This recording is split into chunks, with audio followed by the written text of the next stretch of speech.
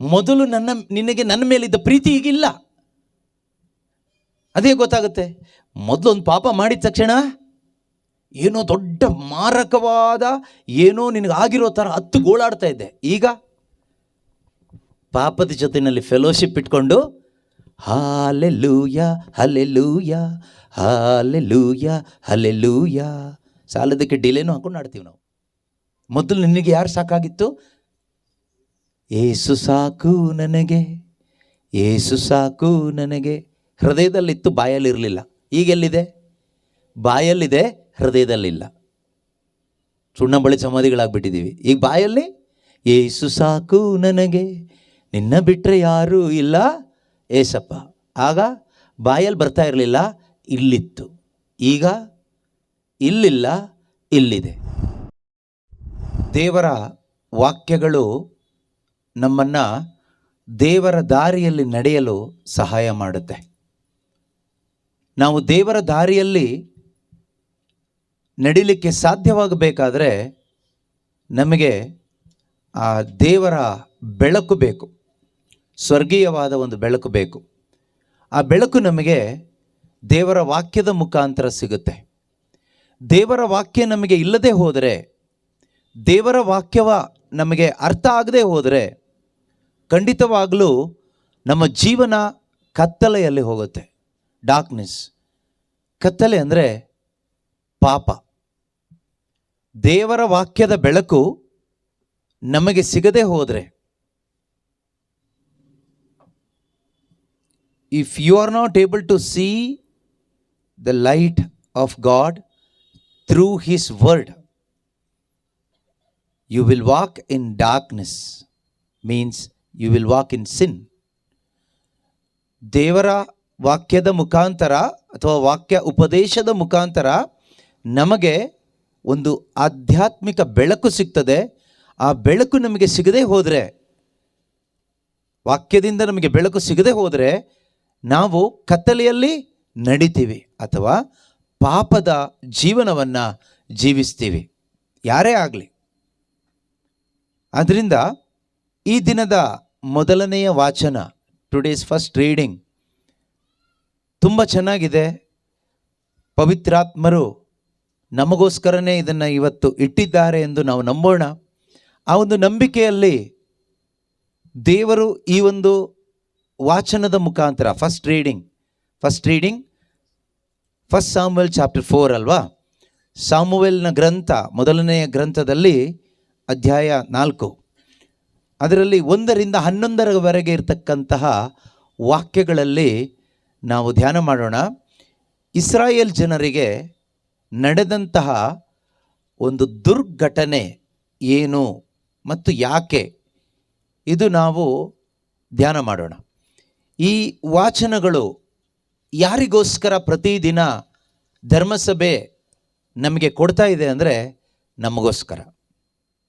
ಇದರಿಂದ ದೇವರು ನಮ್ಮೊಂದಿಗೆ ಮಾತನಾಡ್ತಾರೆ. ಇದರ ಮುಖಾಂತರ ಏನು ಮಾತಾಡ್ತಾರೆ ಅದು ನಮಗೆ ಅರ್ಥ ಆಗಬೇಕು. ಪ್ರತಿಯೊಂದು ಬೈಬಲ್ ವಚನಗಳ ಮುಖಾಂತರ ಅಥವಾ ಪ್ರತಿಯೊಂದು ವಾಕ್ಯೋಪದೇಶದ ಮುಖಾಂತರ ದೇವರು ನಮ್ಮೊಂದಿಗೆ ಮಾತನಾಡ್ತಾರೆ. ಇವತ್ತು ಕೂಡ ದೇವರು ನಮ್ಮೊಬ್ಬೊಬ್ಬರೊಂದಿಗೂ ಮಾತಾಡ್ತಾರೆ. ಪ್ರತಿಯೊಬ್ಬರೊಂದಿಗೂ ವೈಯಕ್ತಿಕವಾಗಿ ಮಾತನಾಡ್ತಾರೆ. ಆದರೆ ಆ ಮಾತಿಗೆ ನಾವು ಎಷ್ಟು ಬೆಲೆ ಕೊಡ್ತೀವಿ ಅನ್ನೋದು ತುಂಬ ಮುಖ್ಯ. ದೇವರ ಮಾತಿಗೆ ನಾವು ಬೆಲೆ ಕೊಟ್ಟರೆ ಖಂಡಿತವಾಗಲೂ ದೇವರಿಂದ ನಾವು ಸನ್ಮಾನಿತರಾಗ್ತೀವಿ. Okay, if you value God's word, you will be honoured by God. God will honour you. God will honour those who value the word of God. ದೇವರ ವಾಕ್ಯಕ್ಕೆ ಬೆಲೆ ಕೊಡುವವರಿಗೆ ಖಂಡಿತವಾಗಲೂ ದೇವರು ಸನ್ಮಾನವನ್ನು ನೀಡ್ತಾರೆ. ಅದರಿಂದ ಈ ಒಂದು ಮೊದಲನೇ ವಾಚನದ ಮುಖಾಂತರ ದೇವರು ನನಗೇನು ಹೇಳ್ತಾರೆ ವೈಯಕ್ತಿಕವಾಗಿ ತಗೋಬೇಕು. ನನ್ನೊಂದಿಗೆ ದೇವರು ಏನು ಮಾತಾಡಲು ಬಯಸ್ತಾ ಇದ್ದಾರೆ ಅದನ್ನು ನಾವು ವೈಯಕ್ತಿಕವಾಗಿ ತೆಗೆದುಕೊಳ್ಳೋಣ. ಆಗ ಖಂಡಿತವಾಗಲೂ ದೇವರ ಒಂದು ಸನ್ಮಾನ ನಮಗೆ ಸಿಗುತ್ತೆ. ಆಯಿತಾ? ಇಲ್ಲಿ ಇಸ್ರಾಯೇಲ್ ಜನರಿಗೆ ಆದಂತಹ ಒಂದು ದುರಂತ, ದುರಂತ ಏನು ಕೇಳಿದರೆ ನಾವು ಓದೋಣ. 1 ಸಾಮುವೇಲ್ 4ನೇ ಅಧ್ಯಾಯದಲ್ಲಿ 1 ಮತ್ತು 2ನೇ ವಾಕ್ಯ ಮತ್ತು 11ನೇ ವಾಕ್ಯ ಅಷ್ಟು ಮಾತ್ರ ಸಾಕು ನಮಗೆ. ನಾನು ಓದ್ತೀನಿ. ಇಸ್ರಾಯೇಲರು ಫಿಲಿಸ್ಟಿಯರಿಗೆ ವಿರುದ್ಧ ಯುದ್ಧಕ್ಕೆ ಹೊರಟು ಎಬೆನೆಜೆರಿನ ಸಮೀಪದಲ್ಲಿ ಪಾಳೆಯ ಮಾಡಿಕೊಂಡರು. ಫಿಲಿಸ್ಟಿಯರು ಬಂದು ಅಫೇಕಿನಲ್ಲಿ ಇಳಿದುಕೊಂಡರು. ಇವರು ಇಸ್ರಾಯೇಲರಿಗೆ ಎದುರಾಗಿ ವ್ಯೂಹ ಕಟ್ಟಿ ಯುದ್ಧ ಮಾಡಿದರು. ಇಸ್ರಾಯೇಲರು ಸೋತರು. ರಣರಂಗದಲ್ಲಿ ಸುಮಾರು 4,000 ಮಂದಿ ಇಸ್ರಾಯೇಲರನ್ನು ಫಿಲಿಸ್ಟಿಯರು ಸಂಹರಿಸಿದರು. ಅದಾದಮೇಲೆ 11ನೇ ವಚನ, 11ರವರೆಗೆ ಇದೆ ಇವತ್ತಿನ ವಾಕ್ಯ. 10 ಮತ್ತು 11 ಎರಡು ಓದೋಣ. ಇಸ್ರಾಯೇಲರು ಮತ್ತೆ ಯುದ್ಧ ಮಾಡ್ತಾರೆ. ಸೆಕೆಂಡ್ ಟೈಮ್ ಇಸ್ರಾಯೇಲರು ಸೋತು ತಮ್ಮ ತಮ್ಮ ಮನೆಗಳಿಗೆ ಓಡಿ ಹೋದರು. ಮಹಾ ಸಂಹಾರವಾಯಿತು. ಇಸ್ರಾಯೇಲರಲ್ಲಿ 30,000 ಕಾಲಾಳುಗಳು ಮಡಿದರು. ದೇವರ ಮಂಜೂಷ ಶತ್ರುವಶವಾಯಿತು. ಏಲಿಯ ಮಕ್ಕಳಾದ ಹೋಫ್ನಿ ಮತ್ತು ಫೀನೆಹಾಸ ಹತರಾದರು. ಇದು ಅನ್ಯ ಜನರಿಗೆ ಸಂಭವಿಸಿದ ಒಂದು ದುರ್ಘಟನೆ ಅಲ್ಲ, ದೇವ ಜನರಿಗೆ, ಇಸ್ರಾಯೇಲ್ ಜನರಿಗೆ, ದೇವರು ಆರಿಸಿಕೊಂಡಂಥ ದೇವರ ಸ್ವಂತ ಜನರಿಗೆ ಸಂಭವಿಸಿದ ಒಂದು ಕರಾಳ ಕತೆ, ದುಃಖಕರವಾದ ಘಟನೆ. ಫಿಲಿಸ್ಟಿಯರು ಶತ್ರುಗಳು, ಆದರೆ ಎಷ್ಟೋ ಬಾರಿ ಈ ಫಿಲಿಸ್ಟಿಯರಿಗೆ ವಿರುದ್ಧವಾಗಿ ದೇವರು ಜಯ ಕೊಟ್ಟರು ಇಸ್ರಾಯೇಲರಿಗೆ. ಆದರೆ ಇಲ್ಲಿ ಫಿಲಿಸ್ಟಿಯರು ಸುಮಾರು 4,000 ಮಂದಿ ಇಸ್ರಾಯೇಲರನ್ನು ಸಾಯಿಸ್ತಾರೆ. ಮೊದಲನೇ ಬಾರಿ. 2ನೇ ಬಾರಿ ಆ ಯುದ್ಧ ಮುಂದುವರೆದು ಹೋದಾಗ ಸುಮಾರು 30,000 ಸೈನಿಕರು, ಯೌವನಸ್ಥರು, ಸೋಲ್ಜರ್ಸ್ ಸತ್ತು ಹೋಗ್ತಾರೆ. ಮಾತ್ರ ಅಲ್ಲ, ದೇವರ ಮಂಜೂಷ ಶತ್ರುವಿನ ವಶ ಆಯಿತು. ಮತ್ತು ಅವರ ಲೀಡರ್, ಇಸ್ರಾಯೇಲರನ್ನು ನಡೆಸ್ತಾ ಇದ್ದಂಥ ಲೀಡರ್ ಯಾರು ಕೇಳಿದರೆ ಆ ಸಮಯದಲ್ಲಿ ಯಾಜಕರು ನಡೆಸ್ತಾ ಇದ್ದರು. ಏಲಿ ಯಾಜಕನಾಗಿದ್ದ. ಏಲಿಯ 2 ಮಕ್ಕಳು ಹೋಫ್ನಿ ಮತ್ತು ಫೀನೆಹಾಸ್, ಇವರಿಬ್ಬರು ಈ ಇಸ್ರಾಯೇಲರನ್ನು ಮುನ್ನಡೆಸ್ತಾ ಇದ್ದರು. ಆದರೆ ಈ ಯಾಜಕರ ಒಂದು ಆಳ್ವಿಕೆಯಲ್ಲಿ ಈ ಇಸ್ರಾಯೇಲರಿಗೆ ಆದಂಥ ಈ ದುರಂತಕ್ಕೆ ಕಾರಣ ಏನು? ಇದು ನಮಗೆ ಯಾಕೆ ಗೊತ್ತಾಗಬೇಕು ಅಂದರೆ, ನಾವಿವತ್ತು ಕ್ರೈಸ್ತ ವಿಶ್ವಾಸಿಗಳು, ದೇವರ ಸ್ವಂತ ಜನ, ದೇವರು ಆಯ್ಕೆ ಮಾಡಿಕೊಂಡ ಜನಾಂಗ, ರಾಜಯಾಜಕರು, ಪವಿತ್ರ ಪ್ರಜೆ ನಾವು ಹೇಳ್ಕೊಳ್ತೀವಿ ಅಲ್ವಾ? We are God's own people, like people of Israel. We believe like that. ನಾವು ಆ ರೀತಿ ನಂಬ್ತೀವಿ. Let it be like that. ಅದು ಹಾಗೇನೇ ಇರಲಿ. ಆದರೂ ಕೂಡ ಇಸ್ರಾಯೇಲ್ ಜನರಿಗೆ ಆದಂಥ ಈ ದುರಂತ, ಈ ರೀತಿಯ ದುರಂತ ನಮ್ಮ ಜೀವನದಲ್ಲೂ ಆಗುತ್ತಾ ಕೇಳಿದರೆ ಖಂಡಿತವಾಗಲೂ ಸಿಮಿಲರ್ ಆದಂಥ, ಅದಕ್ಕೆ ಸರಿ ಹೊಂದುವಂಥ ರೀತಿಯ ಬೇರೆ ಅನೇಕ ದುರಂತಗಳು ನಮ್ಮ ಜೀವನದಲ್ಲಿ ಆಗುವಂಥ ಸಾಧ್ಯತೆಗಳಿದೆ. ಇಲ್ಲಿ ಮುಖ್ಯವಾಗಿ ಯಾಕೆ ಇದಾಯಿತು ಅನ್ನೋದು ನಮಗೆ ಅರ್ಥ ಆಗಬೇಕು. ನಾವು ನೋಡೋಣ ಮುಂದೆ. ನಮಗೆ 7ನೇ ಅಧ್ಯಾಯದಲ್ಲಿ ಅದಕ್ಕೆ ಉತ್ತರ ಸಿಗುತ್ತೆ. ಅದರ ಮಧ್ಯದಲ್ಲಿರ್ತಕ್ಕಂಥ ಅಧ್ಯಾಯಗಳಲ್ಲಿ ಬೇರೆ ಘಟನೆಗಳೆಲ್ಲ ನಡೆದಿದೆ. ಅದು ನೀವು ಮನೆಗೆ ಹೋಗಿ ಆಮೇಲೆ ಓದ್ಬೋದು. ಅಂದರೆ 7ನೇ ಅಧ್ಯಾಯದಲ್ಲಿ ಸಾಮುವೇಲ್ ನೇತೃತ್ವವನ್ನು ವಹಿಸಿಕೊಳ್ಳಲಿಕ್ಕೆ ಮುಂದೆ ಬರ್ತಾರೆ. ದೇವರ ಆತ್ಮ ಪ್ರೇರಿತರಾಗಿ ಇಸ್ರಾಯೇಲ್ ಜನರನ್ನು ಮುನ್ನಡೆಸಲಿಕ್ಕೆ ಸಾಮುವೇಲ್ ಪ್ರವಾದಿ, ಒಬ್ಬ ಯಾಜಕನು ಪ್ರವಾದಿಯೂ ಆಗಿರ್ತಕ್ಕಂತಹ ಸಾಮುವೇಲ್ ಎದ್ದು ಬಂದಾಗ ಸಾಮುವೇಲ್ನಿಗೆ ಗೊತ್ತಾಗ್ತದೆ, ದೇವರ ಆತ್ಮರು ಪ್ರಕಟಪಡಿಸಿಕೊಡ್ತಾರೆ ಯಾಕೆ ಇದೆಲ್ಲ ಸಂಭವಿಸ್ತು ಎಂದು. ನೀವು 3ನೇ ವಾಕ್ಯದಿಂದ ನಾವು ಓದೋಣ. ನೀವು ಪೂರ್ಣ ಮನಸ್ಸಿನಿಂದ ಸರ್ವೇಶ್ವರನಿಗೆ ಅಭಿಮುಖರಾಗಿ ನಿಮ್ಮ ಮಧ್ಯದಲ್ಲಿರುವ ಅಷ್ಟೋರೆತ್ ಮೊದಲಾದ ಅನ್ಯ ದೇವತೆಗಳನ್ನು ತೆಗೆದುಹಾಕಿರಿ. ಸರ್ವೇಶ್ವರನ ಮೇಲೆಯೇ ಮನಸ್ಸಿಟ್ಟು ಅವರೊಬ್ಬರಿಗೆ ಸೇವೆ ಸಲ್ಲಿಸಿರಿ. ಸರ್ವೇಶ್ವರನ ಮೇಲೆಯೇ ಮನಸ್ಸಿಟ್ಟು ಅವರೊಬ್ಬರಿಗೆ ಸೇವೆ ಸಲ್ಲಿಸಿರಿ. ಆಗ ಅವರು ನಿಮ್ಮನ್ನು ಫಿಲಿಸ್ಟಿಯರ ಕೈಯಿಂದ ಬಿಡಿಸಿ ಕಾಪಾಡುವರು ಎಂದನು. Praise the Lord. ಪ್ರೀತಿಯ ಸಹೋದರ ಸಹೋದರಿಯರೇ, ಯಾಕೆ ಈ ಇಸ್ರಾಯೇಲ್ ಜನರು ಫಿಲಿಸ್ಟಿಯರ ವಶವಾದರು? ಯಾಕೆ ಅವರ ನಾಯಕರು ಕೊಲ್ಲಲ್ಪಟ್ಟರು? ಯಾಕೆ ಇಸ್ರಾಯೇಲ್ ದೇವರ ಮಂಜೂಷ ಶತ್ರುವಿನ ವಶವಾಯಿತು? ಇದಕ್ಕೆ ಕಾರಣ ಏನು? ಕಾರಣ ಏನು ಅಂತ ನೋಡುವಾಗ ಇದಕ್ಕೆ ಒಂದು ಫಿಸಿಕಲ್ ಆದ ಕಾರಣ ಅಲ್ಲ, ಒಂದು ಸ್ಪಿರಿಚುವಲ್ ಆದ ಕಾರಣ ಇದೆ. Reason is spiritual. ಒಂದು ಆತ್ಮಿಕವಾದ ಕಾರಣ ಇದೆ. ಅದು ಏನು ಕೇಳಿದರೆ ವಿಗ್ರಹಾರಾಧನೆ. ವಿಗ್ರಹಗಳನ್ನು ಮಾಡಿಟ್ಟು ಇಸ್ರಾಯೇಲ್ ಜನರು ಪೂಜಿಸಿದರು. ಮನುಷ್ಯನ ಆಕೃತಿಯಲ್ಲಿ, ಮೃಗದ ಆಕೃತಿಯಲ್ಲಿ ಅನ್ಯರು ದೇವರು ಎಂದು ಪೂಜಿಸುವಂಥ ಪೂಜಾ ವಸ್ತುಗಳನ್ನು ಅಥವಾ ವಿಗ್ರಹಗಳನ್ನು ಇಸ್ರಾಯೇಲ್ ಜನರು ಕೂಡ ಇದೇ ದೇವರು ಎಂದು ಪೂಜಿಸಿದರು, ಆರಾಧಿಸಿದರು. ಅದರ ಒಂದು ಪರಿಣಾಮವಾಗಿ, ಆ ವಿಗ್ರಹಾರಾಧನೆಯ ಪರಿಣಾಮವಾಗಿ ಇಸ್ರಾಯೇಲ್ ಜನರು ಸೋತು ಹೋಗಬೇಕಾಗಿ ಬಂತು, ಸತ್ತು ಹೋಗಬೇಕಾಗಿ ಬಂತು. ದೇವರ ಸಾನ್ನಿಧ್ಯ ಕಳ್ಕೊಂಡ್ರವರು. ದೇವರ ಮಂಜೂಷ, ಹಳೆ ಒಡಂಬಡಿಕೆಯಲ್ಲಿ ದೇವರ ಮಂಜೂಷ ಇದೆಯಲ್ವಾ, ಅದು ಏನನ್ನು ಸೂಚಿಸ್ತದೆ ಅಂದರೆ ಪ್ರೆಸೆನ್ಸ್ ಆಫ್ ಗಾಡ್, ದೇವರ ಸಾನ್ನಿಧ್ಯ. ಅದು ಶತ್ರುವಶ ಆಯಿತು ಅಂದ್ರೆ ಅರ್ಥ ಏನು? ಇಸ್ರಾಯೇಲ್ ಜನರು ದೇವರ ಸಾನ್ನಿಧ್ಯವನ್ನು ನಷ್ಟಪಡಿಸ್ಕೊಂಡ್ರು. They have lost the presence of God with them. ದೇವರ ಸಾನ್ನಿಧ್ಯ ಅವ್ರ ಜೊತೆನಲ್ಲಿಲ್ಲ, ಅವರು ಕಳ್ಕೊಂಡ್ರು. ಅವ್ರನ್ನ ಮುನ್ನಡೆಸಲಿಕ್ಕಿದ್ದಂಥ ಯಾಜಕರನ್ನ ಅವರು ಕಳ್ಕೊಂಡ್ರು. ನೋಡಿ, ಮಕ್ಕಳು ಸತ್ತ ವಿಷಯ ಅಪ್ಪ ಕೇಳಲ್ಪಡ್ತಾನೆ. ಯಾರು? ಏಲಿ. ಅವನು ಬಿದ್ದು ಸತ್ತು ಹೋಗ್ತಾನೆ, ಅವನು ಕುತ್ತಿಗೆ ಮುರ್ಕೊಂಡು ಸತ್ತು ಹೋಗ್ತಾನೆ ಹಾರ್ಟ್ ಅಟ್ಯಾಕ್ ಆಗಿ. ಅಯ್ಯೋ, ನನ್ನ ಮಕ್ಕಳಿಬ್ಬರು ಸತ್ತೋದ್ರ ಅಂತ ಒಂದು ದುಸ್ಥಿತಿಯಲ್ಲಿ ಇಸ್ರಾಯೇಲ್ ಜನರು. ಮುನ್ನಡೆಸಲಿಕ್ಕೆ ಯಾರೂ ಇಲ್ಲ, ದೇವರ ಸಾನ್ನಿಧ್ಯ ಇಲ್ಲ, ಅವರಿಗಾಗಿ ಪ್ರಾರ್ಥಿಸಲಿಕ್ಕೆ ಯಾರೂ ಇಲ್ಲ. ಇಸ್ರಾಯೇಲ್ ಜನರಿಗೆ ಯಾರೂ ಇಲ್ಲದ ಒಂದು ದುರವಸ್ಥೆ. ಆದರೆ ಇದರ ಮಧ್ಯದಲ್ಲಿ ನಾವು ಒಂದು ಗಮನಿಸಬೇಕು, ದೇವರು ಆ ಜನರನ್ನು ಪ್ರೀತಿಸ್ತಾ ಇದ್ರು. ಆ ಪ್ರೀತಿಯೇ ಸಾಮುವೇಲ್ ಪ್ರವಾದಿಯನ್ನು ಕಳಿಸ್ಕೊಟ್ಟಿದ್ದು. ಸಾಮುವೇಲನನ್ನು ದೇವರು ಕಳುಹಿಸಿಕೊಟ್ಟಿದ್ದು ಏನು ಕೇಳಿದರೆ ದೇವರ ಪ್ರೀತಿಯ ಸಂಕೇತ. ಇಸ್ರಾಯೇಲ್ ಜನರು ಕೇಳ್ಕೊಳ್ಳಿಲ್ಲ, ಆದರೆ ದೇವರಿಗೆ ಮೊದಲೇ ಗೊತ್ತಿತ್ತು.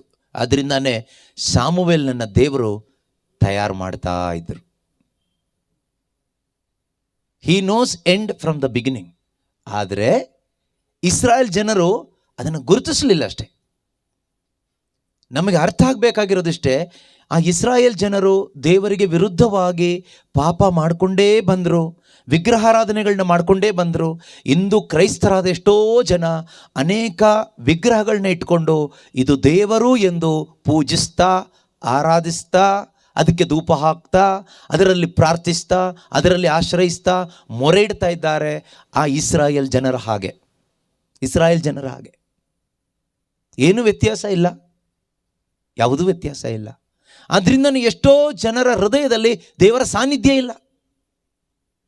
ಇಲ್ಲಿ ಹೊಸ ಒಡಂಬಡಿಕೆಯಲ್ಲಿ ನಮಗೆ ನಮ್ಮ ಹೃದಯದಲ್ಲಿ ದೇವರ ಸಾನ್ನಿಧ್ಯ ಇರಬೇಕು. ನಮ್ಮ ಈ ದೇಹ ದೇವರ ಆಲಯ ಅಲ್ವಾ? ಹಳೆ ಒಡಂಬಡಿಕೆಯಲ್ಲಿ ದೇವರ ಸಾನ್ನಿಧ್ಯ ಆಲಯಗಳಲ್ಲಿ ಇತ್ತು, ಅಥವಾ ಒಡಂಬಡಿಕೆಯ ಮಂಜೂಷದಲ್ಲಿ, ಆ ಮಂಜೂಷದ ಪೆಟ್ಟಿಗೆಯಲ್ಲಿ ದೇವರ ಸಾನ್ನಿಧ್ಯ ಇತ್ತು, ಸೂಚಿಸುವಂಥ ಸಂಕೇತ ಆಗಿತ್ತು. ಆದರೆ ಹೊಸ ಒಡಂಬಡಿಕೆಯಲ್ಲಿ ದೇವರ ಸಾನ್ನಿಧ್ಯ ಸಭೆಯಲ್ಲಿ ಅಥವಾ ವಿಶ್ವಾಸಿಗಳ ಹೃದಯದಲ್ಲಿ. ಆದರೆ ನೀವು ಪಾಪ ಮಾಡುವಾಗ ಈ ಮಂಜೂಷ, ನೀವೇ ಮಂಜೂಷ. ಹೊಸ ಒಡಂಬಡಿಕೆಯ ಮಂಜೂಷ ಯಾರು ಕೇಳಿದರೆ ನಾವೊಬ್ಬೊಬ್ಬರು ಕೂಡ. ಹಳೆ ಒಡಂಬಡಿಕೆ ಮಂಜೂಷದಲ್ಲಿ ಏನಿತ್ತು? ದೇವರ ಸಾನ್ನಿಧ್ಯ, ಪ್ರೆಸೆನ್ಸ್ ಆಫ್ ಗಾಡ್ ಅಲ್ವಾ? ಹೊಸ ಒಡಂಬಡಿಕೆಯಲ್ಲಿ ಮಂಜೂಷದ ಪೆಟ್ಟಿಗೆ ಯಾರು ಕೇಳಿದರೆ, ನಿಮ್ಮಲ್ಲಿ ಕೆಲವರು ಹೇಳ್ತೀರಿ ಮತ್ತೆ ಮರಿಯಮ್ಮನವರು ಮಂಜೂಷದ ಪೆಟ್ಟಿಗೆ ಅಂತ. ಅವರು ಹೌದು. What about you? ನೀನು ಯಾರಾಗಾದರೆ? ಅವ್ರು ಹೌದು, ನೀವು ಯಾರು? ಅವ್ರನ್ನ ಮಂಜೂಷದ ಪೆಟ್ಟಿಗೆ ಅಂತ ನಾವು ಹೇಳ್ತೀವಿ. ಯಾಕೆ ಕೇಳಿದರೆ ಅವರು ಯೇಸು ಸ್ವಾಮಿಯನ್ನು ಉದರದಲ್ಲಿ ಹೊತ್ತಿದ್ರು, ಆದ್ದರಿಂದ. ಕರೆಕ್ಟ್. ನಿಮ್ಮ ಹೃದಯದಲ್ಲಿ ನೀವು ಯಾರನ್ನ ಹೊತ್ಕೊಂಡಿದ್ದೀರಾ? ಬೈಬಲ್ ಹೇಳುತ್ತೆ, ನಿನ್ನ ಶರೀರ ದೇವರ ಆಲಯ. ಪ್ರತಿಯೊಬ್ಬ ಸ್ನಾನ ದೀಕ್ಷೆ ಪಡೆದ, ಪಿತನ ಸುತನ ಪವಿತ್ರಾತ್ಮನ ನಾಮದಲ್ಲಿ ಸ್ನಾನ ದೀಕ್ಷೆಯನ್ನು ಸ್ವೀಕಾರ ಮಾಡಿದ, ಅಥವಾ ನೀನು ಪಡೆದ ಸ್ನಾನ ದೀಕ್ಷೆಯನ್ನು ಒಪ್ಪಿಕೊಂಡಿರುವ, ನಂಬಿರುವಂತಹ ವ್ಯಕ್ತಿ ನೀವಾಗಿದ್ದರೆ ಖಂಡಿತವಾಗಲೂ ದೇವರ ಸಾನ್ನಿಧ್ಯ ನಿಮ್ಮಲ್ಲಿದೆ. ಯೇಸು ಕ್ರಿಸ್ತನಲ್ಲಿ ವಿಶ್ವಾಸ ಇಟ್ಟಂಥ ಒಬ್ಬ ದೇವರ ಮಗನು ಮಗಳು ನೀನಾಗಿದ್ದರೆ ನಿನ್ನ ಶರೀರ ಈಗ ಒಂದು ಒಡಂಬಡಿಕೆಯ ಪೆಟ್ಟಿಗೆ, ಮಂಜೂಷ. ದೇವರ ಮಂಜೂಷ ಯಾರು ಕೇಳಿದರೆ you are the temple of God. ಅದನ್ನು ಬೈಬಲ್ಲೇ ಹೇಳುತ್ತೆ. 1 ಕೊರಿಂಥ 6ನೇ ಅಧ್ಯಾಯದಲ್ಲಿ 19-20ನೇ ವಾಕ್ಯದಲ್ಲಿ ನಾವು ನೋಡ್ತೀವಿ. ವಾಕ್ಯ ಹೇಳುತ್ತೆ ಏನಂತ? ದೇವರು ಅನುಗ್ರಹಿಸಿರುವ ಪವಿತ್ರ ಆತ್ಮರಿಗೆ ನಿಮ್ಮ ದೇಹ ಗರ್ಭಗುಡಿಯಾಗಿದೆ. ಗರ್ಭಗುಡಿಯಾಗಿದೆ. ಗರ್ಭಗುಡಿಸಿ ಮಂಜೂಷದ ಪೆಟ್ಟಿ. ಮಂಜೂಷದ ಒಂದು ಪೆಟ್ಟಿಗೆ ಯಾರು? ಪ್ರತಿಯೊಬ್ಬ ಕ್ರೈಸ್ತ ವಿಶ್ವಾಸಿಯೂ ಕೂಡ ಮಂಜೂಷದ ಪೆಟ್ಟಿಗೆಯಾಗಿದ್ದಾರೆ. ಹೊಸ ಒಡಂಬಡಿಕೆಯ ಮಂಜೂಷದ ಪೆಟ್ಟಿಗೆ ನಾವೊಬ್ಬೊಬ್ಬರು ಕೂಡ, ಪ್ರತಿಯೊಬ್ಬ ವಿಶ್ವಾಸಿನೂ ಕೂಡ. ಇಸ್ರಾಯೇಲ್ ಜನರು ಪಾಪ ಮಾಡಿದಾಗ ಏನಾಯಿತು? ಈ ಮಂಜೂಷದ ಪೆಟ್ಟಿಗೆ ಶತ್ರುವಿನ ವಶವಾಯಿತು. ಯಾರ ವಶ ಆಯಿತು? ಈಗ ನೀನು ನಿನ್ನ ದೇಹದ ಮುಖಾಂತರ ದೇವರಿಗೆ ವಿರುದ್ಧವಾಗಿ ಪಾಪಗಳನ್ನು ಮಾಡಿದರೆ, ವಿಗ್ರಹಗಳನ್ನು ಪೂಜಿಸಿದರೆ, ದೇವರಿಗೆ ಸರ್ವಶಕ್ತನಾದ ಆತ್ಮಸ್ವರೂಪನಾದ ಸೃಷ್ಟಿಕರ್ತನೊಬ್ಬನಿಗೆ ಸದಾಕಾಲ ಆರಾಧನೆ ಸ್ತುತಿ ಸ್ತೋತ್ರ ಸಲ್ಲಿಸಬೇಕು. ಅದಕ್ಕೆ ವಿರುದ್ಧವಾಗಿ ನಾವು ಮಾಡಿದ ದೇವರುಗಳಿಗೆ, ಮನುಷ್ಯ ಮಾಡಿದ ದೇವರುಗಳಿಗೆ ಅಥವಾ ಮೂಕ ವಿಗ್ರಹಗಳಿಗೆ, ಅವಿಶ್ವಾಸಿಗಳು ದೇವರು ಎಂದು ಆರಾಧಿಸುವ ಪೂಜಿಸುವುದಕ್ಕೆ ನಾವು ಪೂಜೆ ಮಾಡ್ತಾ ಹೋದರೆ, ಆರಾಧನೆ ಮಾಡ್ತಾ ಹೋದರೆ, ಅದರಿಂದ ಏನಾಗುತ್ತೆ? ನೀನು ಸೈತಾನನ ವಶ ಆಗ್ತೀಯ. ಮಂಜೂಷ ಶತ್ರುವಿನ ವಶ ಆಯಿತು. ಅದೇ ರೀತಿಯಲ್ಲಿ ಶತ್ರುವಿನ ವಶವಾಗುವ ಸಾಧ್ಯತೆ ಇದೆ. ದೇವರು ಯೂದನನ್ನು, ಯೇಸು ಸ್ವಾಮಿ ಇಸ್ಕರಿಯೋತಿನ ಯೂದನನ್ನು ತನ್ನ ಜೊತೆಯಲ್ಲಿ ಇರಲಿಕ್ಕೋಸ್ಕರ ಆರಿಸ್ಕೊಂಡ್ರು. ಆದರೆ ಅವನು ಹಣವನ್ನು ಪೂಜಿಸಿದ. ದೇವರಿಗೆ ಕೊಡಬೇಕಾದ ಸ್ಥಾನವನ್ನು ಹಣಕ್ಕೆ ಕೊಟ್ಟ, ಲೋಕಕ್ಕೆ ಕೊಟ್ಟ. ಅದರ ಪರಿಣಾಮವಾಗಿ ಏನಾಯಿತು? ಅವನ ದೇಹ ಶತ್ರುವಿನ ವಶವಾಯಿತು. ಅವನ ದೇಹ ಸೈತಾನನ ವಶವಾಯಿತು. ಆತ್ಮಹತ್ಯೆ ಚಿಂತೆ ಅವನ ಒಳಗಡೆ ಬಂತು. ಆತ್ಮಹತ್ಯೆಗೆ ಪ್ರಯತ್ನ ಪಟ್ಟು ಆತ್ಮಹತ್ಯೆ ಮಾಡಿಕೊಂಡು ಸತ್ತು ಹೋದ. ನಮ್ಮಲ್ಲಿ ಎಷ್ಟೋ ಜನರಲ್ಲಿ ಇದೇ ಚಿಂತೆ ಬರಲಿಕ್ಕೆ ಕಾರಣ ಏನು? ಆತ್ಮಹತ್ಯೆ ಚಿಂತೆ, ಕೊಲೆ ಮಾಡಬೇಕು ಎಂಬ ಚಿಂತೆ, ದ್ವೇಷ, ಇದೆಲ್ಲ ಯಾಕೆ ಬರುತ್ತೆ ಕೇಳಿದರೆ ವಿಗ್ರಹ ಆರಾಧನೆಯಿಂದ. ಎಷ್ಟೋ ಜನರಿಗೆ ಹಣವೇ ವಿಗ್ರಹ, ಹಣವೇ ವಿಗ್ರಹ. ಹಣಕ್ಕೆ ಮೊದಲನೆಯ ಸ್ಥಾನ. ಬೆಳಿಗ್ಗೆಯಿಂದ ಸಂಜೆ ತನಕ ಬರೀ ದುಡಿ ದುಡಿ ದುಡಿ ದುಡಿ ದುಡಿ ದುಡಿದ್ರೆ ಏನು ಸಿಗುತ್ತೆ? ಹಣ ಸಿಗುತ್ತೆ. ಏನಾದರೂ ಪವಿತ್ರಾತ್ಮನ ಶಕ್ತಿ ಸಿಗುತ್ತಾ? ಸಿಗೋದಿಲ್ಲ ಅಲ್ವಾ? ಹಣ ಸಿಗುತ್ತೆ. ಹಾಗಾದರೆ ಇಷ್ಟೆಲ್ಲ ದುಡಿದು ಆದಮೇಲೆ ದೇವರನ್ನ ಆರಾಧನೆ ಮಾಡಲಿಕ್ಕೆ ಶಕ್ತಿ ಇಲ್ಲ, ಸುಸ್ತಾಗ್ಬಿಟ್ಟಿದೆ, ಮಲ್ಕೊಬಿಡೋದು. ಬೆಳಿಗ್ಗೆ ಮತ್ತು ಬೇಗ ಎದ್ದು ಏನೋ ಒಂದು ಸಾಂಪ್ರದಾಯಿಕವಾಗಿ ಸ್ವಲ್ಪ ಪ್ರಾರ್ಥನೆ. ಯಾಕೆ ಕೇಳಿದರೆ ಇವತ್ತಿನ ದುಡಿಮೆ ಚೆನ್ನಾಗಾಗಲಿ ಅಂತ, ಹೆಚ್ಚು ಲಾಭ ಬರಲಿ ಅಂತ. ಆಗೇನಾಗುತ್ತೆ? ಯಾವುದಕ್ಕೋಸ್ಕರ ಪ್ರಾರ್ಥನೆ? ನಮ್ಮ ಲಾಭಕ್ಕೋಸ್ಕರ, ನಮ್ಮ ಸ್ವಾರ್ಥಕ್ಕೋಸ್ಕರ, ಹಣಕ್ಕೋಸ್ಕರ. ಅಲ್ಲಿಗೆ ಹಣವನ್ನು ನಾವು ಪೂಜಿಸ್ತಾ ಇದ್ದೀವಿ, ಯೇಸುವನ್ನಲ್ಲ, ದೇವರನ್ನಲ್ಲ. ಹಣಕ್ಕೆ ಮೊದಲನೇ ಸ್ಥಾನ ಕೊಡುವಾಗ ಅದು ವಿಗ್ರಹಾರಾಧನೆ ಆಗ್ತದೆ. ಲೌಕಿಕವಾದವುಗಳಿಗೂ, ಯಾವುದೇ ಇರಲಿ ಲೋಕಕ್ಕೆ ಸಂಬಂಧಪಟ್ಟಿದ್ದು, ಅದಕ್ಕೆ ನಾವು ಮೊದಲನೇ ಸ್ಥಾನ ಕೊಟ್ಟು ಪ್ರಾರ್ಥಿಸುವಾಗ ಅದು ವಿಗ್ರಹಾರಾಧನೆ ಆಗ್ತದೆ. ಇವತ್ತು ಎಷ್ಟೋ ರೀತಿಯಲ್ಲಿ ಅದನ್ನು ಮತ್ತು ಎಷ್ಟೋ ಜೀವವಿಲ್ಲದ ಮೂರ್ತಿಗಳನ್ನು ತಂದಿಟ್ಟು ನಾವು ಅದನ್ನು ದೇವರು ಎಂದು ಆರಾಧಿಸುವಾಗ ಅದು ದೇವರಿಗೆ ಅವಮಾನ ಮಾಡಿದ ಹಾಗೆ. ಸ್ವಂತ ಗಂಡ ಮನೇಲಿರುವಾಗ ಇನ್ನೊಬ್ಬನನ್ನು ಕರ್ಕೊಂಡು ಬಂದು ಆ ಗಂಡನ ಮುಂದೆನೇ ನೀನು ಮಂಚದ ಮೇಲೆ ಮಲ್ಕೊಂಡ್ರೆ ಹೆಂಡತಿ ಆದವಳು ಹೇಗಿರುತ್ತೆ? ಅದಕ್ಕಿಂತನೂ ಅಸಹ್ಯವಾಗಿರುತ್ತೆ. ನಿನ್ನ ಪತಿಯಾದ, ನಿನ್ನನ್ನು ಸೃಷ್ಟಿಕರ್ತನಾದ ದೇವರು ಜೀವಂತವಾಗಿ ಇರುವಾಗ ವಿಗ್ರಹಗಳನ್ನ ಇಟ್ಕೊಂಡು ಇದೇ ದೇವರು ಎಂದು ಪೂಜೆ ಮಾಡೋದು ಅದಕ್ಕೆ ಸಮಾನ. ಅದಕ್ಕೇನೆ ದೇವರು ಪ್ರವಾದಿಗಳ ಮುಖಾಂತರ ಅದೇ ಲ್ಯಾಂಗ್ವೇಜಲ್ಲಿ ಅವರಿಗೆ ಅರ್ಥ ಆಗುವ ರೀತಿಯಲ್ಲಿ ಹೇಳಿದ್ದಾರೆ. ನಿನ್ನ ಪತಿ ನಾನಿರುವಾಗ ನೀನು ಅನೇಕ ಮಿಂಡಂದರನ್ನ ಕರ್ಕೊಂಡು ಬಂದು ಇಟ್ಕೊಂಡು ವ್ಯಭಿಚಾರ ಮಾಡ್ತಿದ್ಯಾ. ಇಸ್ರಾಯೇಲೇ, ವ್ಯಭಿಚಾರಿಣಿ ಅಂತ ಕರೀತಾರೆ ದೇವರು ಇಸ್ರಾಯೇಲನ್ನ. ಕಾರಣ ಏನು? ಮುಖ್ಯವಾಗಿ ಇದೊಂದೇ ಕಾರಣ, ಇದಲ್ಲದೆ ಬೇರೆ ಕಾರಣಗಳು ಇದೆ. ಮೇಜರ್ ರೀಸನ್ ಇದೇನೆ, ವಿಗ್ರಹಾರಾಧನೆ. ದೇವರು ಸೃಷ್ಟಿಕರ್ತ, ಜೀವ ಇರುವವರು ದೇವರು, ಸೃಷ್ಟಿಕರ್ತನು, ಸೃಷ್ಟಿ ಮಾಡಿದಾತನು ದೇವರು, ಆತ್ಮಸ್ವರೂಪನ ದೇವರು, ಕಣ್ಣಿಗೆ ಕಾಣೋದಿಲ್ಲ. ಆತನನ್ನು ವಿಶ್ವಾಸದಿಂದಾನೇ ಆರಾಧಿಸಬೇಕು, ನೋಡಿ ಅಲ್ಲ, ನೋಡದೇನೆ ಆರಾಧಿಸಬೇಕು. ಹಾಗೆಯೇ ಆರಾಧಿಸಬೇಕೆಂದು ಅವರು ಬಯಸ್ತಾರೆ. ಇಸ್ರಾಯೇಲರಿಗೆ ದೇವರು ಕೊಟ್ಟ ಆಜ್ಞೆ ಅದು. ಇಂದು ಪ್ರತಿಯೊಬ್ಬ ದೇವ ಜನರಿಗೂ ಅದೇ ಆಜ್ಞೆ. ಆದರೆ ಅದನ್ನು ಮಾಡದೆ ಹೋದಾಗ ಈ ವಿಗ್ರಹಾರಾಧನೆ ನಿಮಿತ್ತವಾಗಿಯೇ ಎಷ್ಟೋ ಕ್ರೈಸ್ತ ಕುಟುಂಬಗಳಲ್ಲಿ ವ್ಯಭಿಚಾರ ತುಂಬಿಕೊಂಡಿದೆ. ಮಕ್ಕಳು ವ್ಯಭಿಚಾರಕ್ಕೆ ಬಿದ್ದಿದ್ದಾರೆ. ಕುಟುಂಬದಲ್ಲಿ ಅನೈತಿಕ ಸಂಬಂಧ, ಅನೇಕ ರೀತಿಯ ದ್ವೇಷ, ಅನೇಕ ರೀತಿಯ ಕೆಟ್ಟತನ. ಯಾಕೆ ನಮ್ಮ ಕ್ರೈಸ್ತ ಕುಟುಂಬಗಳಲ್ಲಿ, ಕ್ರೈಸ್ತ ಸಭೆಗಳಲ್ಲಿ, ಕ್ರೈಸ್ತ ಮಕ್ಕಳಲ್ಲಿ ಇವತ್ತು ಹೆಚ್ಚಾಗಿ ಕಾಣಲ್ಪಡ್ತಾ ಇದೆ? Why it is increasing. Adultery is increasing. Illegal relationships increasing. Why? Among Christians, God's own people, ದೇವರ ಸ್ವಂತ ಜನ. ಯಾಕೆ ಇದು ಹೆಚ್ಚಾಗ್ತಾ ಇದೆ? ವಿಗ್ರಹಾರಾಧನೆ. ಹಣವನ್ನು, ಲೋಕವನ್ನು ಮತ್ತು ಮೂರ್ತಿಗಳನ್ನು ಇಟ್ಕೊಂಡು ನಾವು ಇದೇ ದೇವರು ಎಂದು ಪೂಜಿಸ್ತಾ ಇದ್ದೀವಿ, ಆರಾಧಿಸ್ತಾ ಇದ್ದೀವಿ. ಇದರ ಪರಿಣಾಮ ಇಸ್ರಾಯೇಲ್ ಜನರು ವಿಗ್ರಹಾರಾಧನೆ ಮಾಡಿದ್ರಿಂದ ಅವರಿಗಾದಂಥ ನಷ್ಟ ಏನು? ಅವರು ಅಲ್ಲಿ 30,000 ಜನ ಸೈನಿಕರು ಸತ್ತೋದ್ರು. ನಾನು ಹೇಳಿದೆ, ಈ ಸೈನಿಕರು ಯೌವನಸ್ಥರಾಗಿರ್ತಾರೆ, 20 ವರ್ಷ ಮೇಲ್ಪಟ್ಟವರು, ಯಾವುದೇ ರೋಗ ಇಲ್ಲದೆ ಇದ್ದವರು. That is what exactly happening in today's church. ಇಂದಿನ ಸಭೆಗಳಲ್ಲಿ, ಕ್ರೈಸ್ತ ಸಭೆಗಳಲ್ಲಿ ಯೌವನಸ್ಥರಲ್ಲಿ ಏನಾಗ್ತಾ ಇದೆ ನಿಮಗೆ ಗೊತ್ತಿದೆ. ಯುರೋಪಿಯನ್ ಕಂಟ್ರೀಸಲ್ಲಿ ಏನು ನಡೀತಾ ಇದೆ? ಚರ್ಚ್ಗಳೇ ಇಲ್ಲ. ಶಾಪಿಂಗ್ ಮಾಲ್ ಆಗಿದೆ, ಬಾರ್ ಆಗಿದೆ, ಕ್ಲಬ್ ಆಗಿದೆ, ಮಸ್ಜಿದ್ಗಳಾಗಿದೆ, ಇನ್ನೇನೇನೋ ಆಗಿದೆ.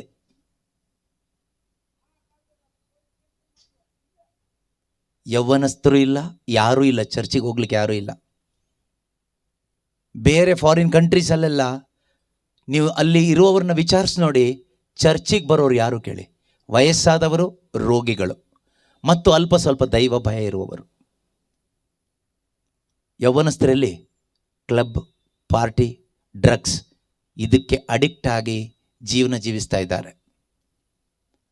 ಕ್ರೈಸ್ತ ಸಭೆಗಳಲ್ಲಿ, ಕ್ರೈಸ್ತ ಕುಟುಂಬಗಳಲ್ಲಿ 30,000 ಯೌವನಸ್ಥರು ಅಥವಾ ಸೈನಿಕರು, ಇಸ್ರಾಯೇಲ್ ಸೈನಿಕರು ಫಿಲಿಸ್ಟಿಯರ ಕತ್ತಿಗೆ ಹತರಾದರು. ಇವತ್ತು ಈ ಫಿಲಿಸ್ಟಿಯ ಆತ್ಮ ಅಥವಾ ದುರಾತ್ಮ ಅನೇಕ ಯೌವನಸ್ಥ ಮಕ್ಕಳನ್ನು ನಮ್ಮ ಕುಟುಂಬಗಳಲ್ಲಿ, ಸಭೆಗಳಲ್ಲಿ ಬೇಟೆ ಆಡ್ತಾ ಇದೆ. ಕಾರಣ ಏನು? ಹಣದ ವ್ಯಾಮೋಹ ಎಲ್ಲ ಕೇಡುಗಳಿಗೂ ಮೂಲ. ಹಣ, ದುಡ್ಡು. ಪ್ರಾರ್ಥನೆ ಮಾಡುವವರಿಗೂ ದುಡ್ಡು ಬೇಕು, ಪ್ರಾರ್ಥನೆ ನಡೆಸುವವರಿಗೂ ದುಡ್ಡು ಬೇಕು, ಮನೆಯಲ್ಲಿರುವವರಿಗೂ ದುಡ್ಡು ಬೇಕು, ಎಲ್ಲರಿಗೂ ದುಡ್ಡು ದುಡ್ಡು ದುಡ್ಡು ದುಡ್ಡು ದುಡ್ಡು ದುಡ್ಡು. ಇತ್ತೀಚಿನ ಚರ್ಚ್ಗಳಲ್ಲೆಲ್ಲ ಹೋಗಿ ಹಣದ ಅನೌನ್ಸ್ಮೆಂಟೇ ಜಾಸ್ತಿ ಇರುತ್ತೆ, ಶುಭ ಸಂದೇಶ ಇಲ್ಲವೇ ಇಲ್ಲ. ಯೇಸು ಸ್ವಾಮಿ ಬರುವ ಸಮಯ ಆಯಿತು, ಪಾಪ ಜೀವನಕ್ಕೆ ವಿಮುಖರಾಗಿ ದೇವರ ಕಡೆಗೆ ತಿರುಗಿಕೊಳ್ಳಿರಿ, ಶುಭ ಸಂದೇಶದಲ್ಲಿ ವಿಶ್ವಾಸ ಇಡಿ, ಬೋಧನೆ ಇಲ್ಲ. ದುಡ್ಡು ಕೊಡಿ, ದುಡ್ಡು ಕೊಡಿ, ದುಡ್ಡು ಕೊಡಿ, ಅದು ಮಾಡಬೇಕು, ಇದು ಮಾಡಬೇಕು, ಚರ್ಚ್ ಕಟ್ಟಬೇಕು, ಇನ್ನೊಂದು ಮಾಡಬೇಕು, ಮತ್ತೊಂದು ಮಾಡಬೇಕು, ಅದಕ್ಕೆ ಡೊನೇಷನ್ ಕೊಡಿ, ಡೊನೇಷನ್ ಕೊಡಿ. ದುಡ್ಡು ಬೇಕು. ನಮಗೂ ಅಷ್ಟೇ ದುಡ್ಡೇ ಬೇಕಲ್ವಾ? ಬೆಳಗ್ಗೆಯಿಂದ ಸಂಜೆ ತನಕ ದುಡಿ, ಮಕ್ಕಳನ್ನ ಓದಿಸೋದೆ, ಚೆನ್ನಾಗಿ ಓದಿದ್ರೆ ಒಳ್ಳೆ ದುಡಿಮೆ ಮಾಡ್ತಾರೆ.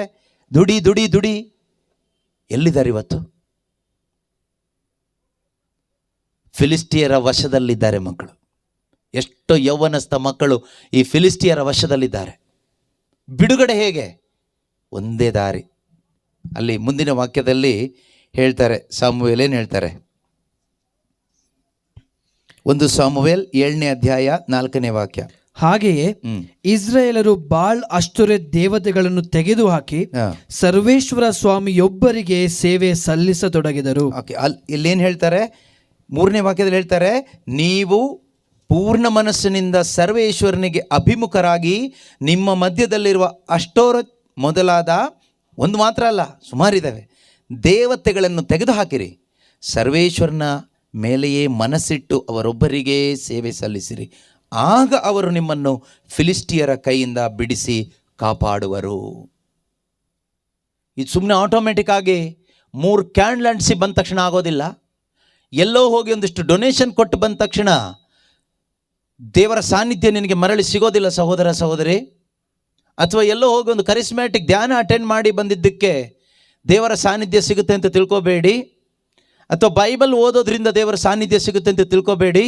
ದೇವರ ಸಾನ್ನಿಧ್ಯ ನಿನ್ನೊಳಗೆ ಮರಳಿ ನಿನಗೆ ಕಂಡುಕೊಳ್ಳಲಿಕ್ಕೆ ಸಾಧ್ಯವಾಗಬೇಕಾದ್ರೆ ನಿನ್ನ ಪಾಪಕ್ಕಾಗಿ ನೀನು ಪಶ್ಚಾತ್ತಾಪ ಪಡಬೇಕು. ಆದರೆ ಇವತ್ತು ನಮ್ಮ ಹೃದಯ ಕಲ್ಲಾಗಿ ಹೋಗಿರೋದ್ರಿಂದ ಪಶ್ಚಾತ್ತಾಪ ಅನ್ನೋದು ಬರ್ತಾ ಇಲ್ಲ. ಪ್ರಾರ್ಥನೆ ಬರುತ್ತೆ, ಪ್ರಾರ್ಥನೆ, ಹಾಡು, ಸ್ತುತಿ, ಬೋಧನೆ ಇದೆಲ್ಲ ಏನು ತೊಂದರೆ ಇಲ್ಲ. ನ್ಯಾಚುರಲ್ ಆಗಿ ಹೀಗೆ ಹರಿದು ಬರ್ತಾ ಇರುತ್ತೆ. ಎಷ್ಟು ಗಂಟೆ ಬೇಕಾದರೂ ಹೀಗೆ ಬೋಧನೆ ಮಾಡ್ತೀವಿ, ಹಾಡ್ತೀವಿ, ಸ್ತುತಿಸ್ತೀವಿ. ಆದರೆ ಪಾಪ ಪ್ರಜ್ಞೆ, ಪಶ್ಚಾತ್ತಾಪ ಅನ್ನೋದು ಮನಸ್ಸು ಮುರಿದು ಹೋಗುವಂಥದ್ದು ನಮ್ಮಲ್ಲಿ ಆಗ್ತಾನೇ ಇಲ್ಲ. ಅಷ್ಟರ ಮಟ್ಟಿಗೆ ನಮ್ಮ ಹೃದಯ ಈ ವಿಗ್ರಹಾರಾಧನೆ ಮಾಡಿ ಮಾಡಿ ಮಾಡಿ ಕಠಿಣವಾಗಿ ಹೋಗ್ಬಿಟ್ಟಿದೆ, ದೇವರಿಂದ ದೂರ ಹೋಗಿ. ಇಲ್ಲಿ ಪ್ರವಾದಿ ಹೇಳ್ತಾ ಇದ್ದಾರೆ, ಯಾರು? ಸಮುವೇಲ್ ಪ್ರವಾದಿ ಹೇಳ್ತಾ ಇದ್ದಾರೆ, ನೀವು ಇವುಗಳನ್ನೆಲ್ಲ ಬಿಡಿ, ಈ ವಿಗ್ರಹಾರಾಧನೆಯನ್ನು ತೊರೆದು ಬಿಟ್ಟು ದೇವರ ಕಡೆಗೆ ತಿರುಗಿಕೊಳ್ಳಿ. ಅದೇ ರಿಪೆಂಟೆನ್ಸ್ ಅಂದರೆ. ರಿಪೆಂಟೆನ್ಸ್ ಅಂದರೆ ಏನು ಗೊತ್ತಾ? ಮಾನಸಾಂತರ ಅಂದರೆ ಟರ್ನಿಂಗ್ ಅವೇ ಫ್ರಮ್ ಸಿನ್. ಪಾಪಕ್ಕೆ ವಿಮುಖರಾಗಿ ಪಾಪವನ್ನು ಬಿಟ್ಟುಬಿಡಿ, ದೇವರ ಕಡೆಗೆ ತಿರುಗಿ. ದೇವರೇ ನನಗೆ ನೀನು ಸಾಕು, ನಾನು ತಪ್ಪು ಮಾಡಿದ್ದೀನಿ, ಇನ್ನು ಮುಂದೆ ಈ ತಪ್ಪಲ್ಲಿ ಮುಂದಕ್ಕೆ ಹೋಗೋದಿಲ್ಲ. ಎಲ್ಲ ವಿಗ್ರಹಗಳನ್ನ ಮೂಟೆ ಕಟ್ಟಿ ಬಿಸಾಡ್ತಾ ಇದ್ದೀನಿ, ಯಾವುದೇ ವಿಗ್ರಹಗಳನ್ನ ನಾನಿನ್ನು ಪೂಜಿಸೋದಿಲ್ಲ. ಒಂದು ಮೂರ್ತಿಗಳು ಹೋಗಬೇಕು, ಒಬ್ಬರೇ ದೇವರು ನಮ್ಮ ಜೀವನದಲ್ಲಿರಬೇಕು. ಆಮೇಲೆ ಇಲ್ಲಿರುವ ಮೂರ್ತಿಗಳು ಹೋಗಬೇಕು, ಒಳಗಡೆ ಇರೋ ಮೂರ್ತಿಗಳು, ಲೋಕ, ದುಡ್ಡು, ತಿನ್ನು, ಕುಡಿ, ಮಜಾ ಮಾಡು.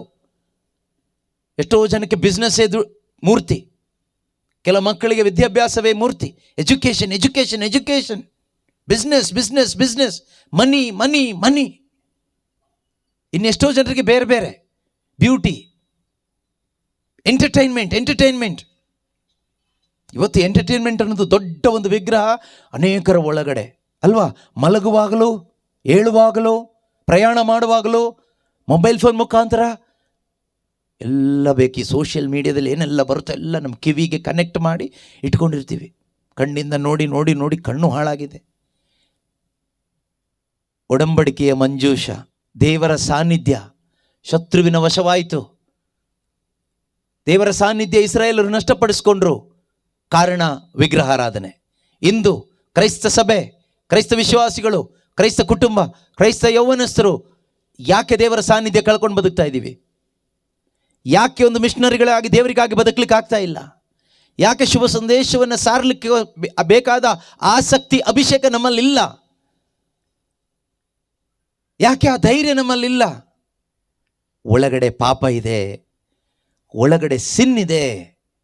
ಒಳಗಡೆ ಪಾಪ ಇಟ್ಕೊಂಡು ನಾವು ಏನು ಮಾಡಿದರೂ ಪ್ರಯೋಜನ ಇಲ್ಲ. ಪ್ರೀತಿಯ ಸಹೋದರ ಸಹೋದರಿಯರೇ, ಇಲ್ಲಿ ಅವ್ರನ್ನ ಇಸ್ರಾಯೇಲರನ್ನು ಮುನ್ನಡೆಸ್ತಾ ಇದ್ದಂತಹ ಆ ಇಬ್ಬರು ಯಾಜಕರು, ಹೋಫ್ನಿ ಮತ್ತು ಫಿನೆಹಾಸ್, ಇಬ್ಬರು ಕೂಡ ಶತ್ರುವಶವಾಗಿ ಸತ್ತೋದ್ರು.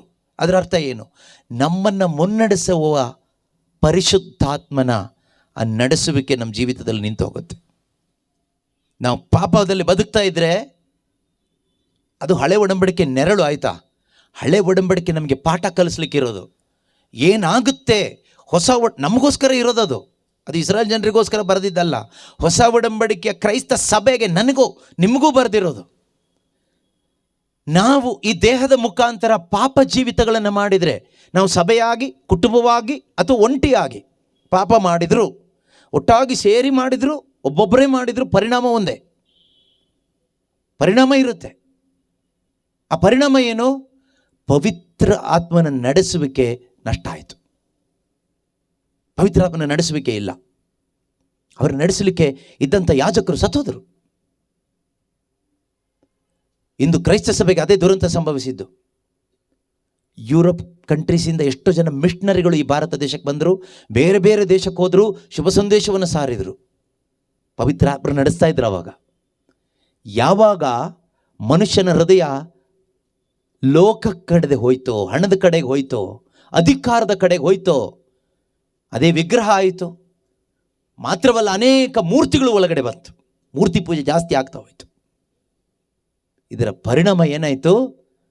ಮಿಷನರಿಗಳು ಬಂದ ಜಾಗದಲ್ಲಿ ಇವತ್ತು ಯಾರೂ ಇಲ್ಲ. ಪ್ರೇತಾಲಯಗಳಾಗಿದೆ, ಯಾರೂ ಇಲ್ಲ ಅಲ್ಲಿ. ಕ್ರೈಸ್ತರ ಸಂಖ್ಯೆ ಹೋಗ್ತಾ ಇದೆ. ಕಾರಣ ಏನು? ಪಾಪ. ದೇವರ ಆತ್ಮನ ನಡೆಸುವಿಕೆಯನ್ನು ಅವರು ಕಳ್ಕೊಂಡ್ರು. ಅಂತರಂಗದಲ್ಲಿ ದೇವರ ಸಾನ್ನಿಧ್ಯ ಕಳ್ಕೊಂಡ್ರು. ಯೌವನಸ್ಥರು ಇಲ್ಲ, ದಾರಿ ತಪ್ಪಿ ಹೋದರು. ಕಾರಣ ಯಾರು? ನಾವೆಲ್ಲರೂ. ನಾವೇನು ಮಾಡಬೇಕು? ಇಲ್ಲಿ ವಾಕ್ಯ ಹೇಳಿದಾಗೆ ನಿಮ್ಮ ಮಧ್ಯೆ ಇರುವ ಈ ಸಕಲ ವಿಗ್ರಹಗಳನ್ನು ನೀವು ತೆಗೆದುಹಾಕಿ.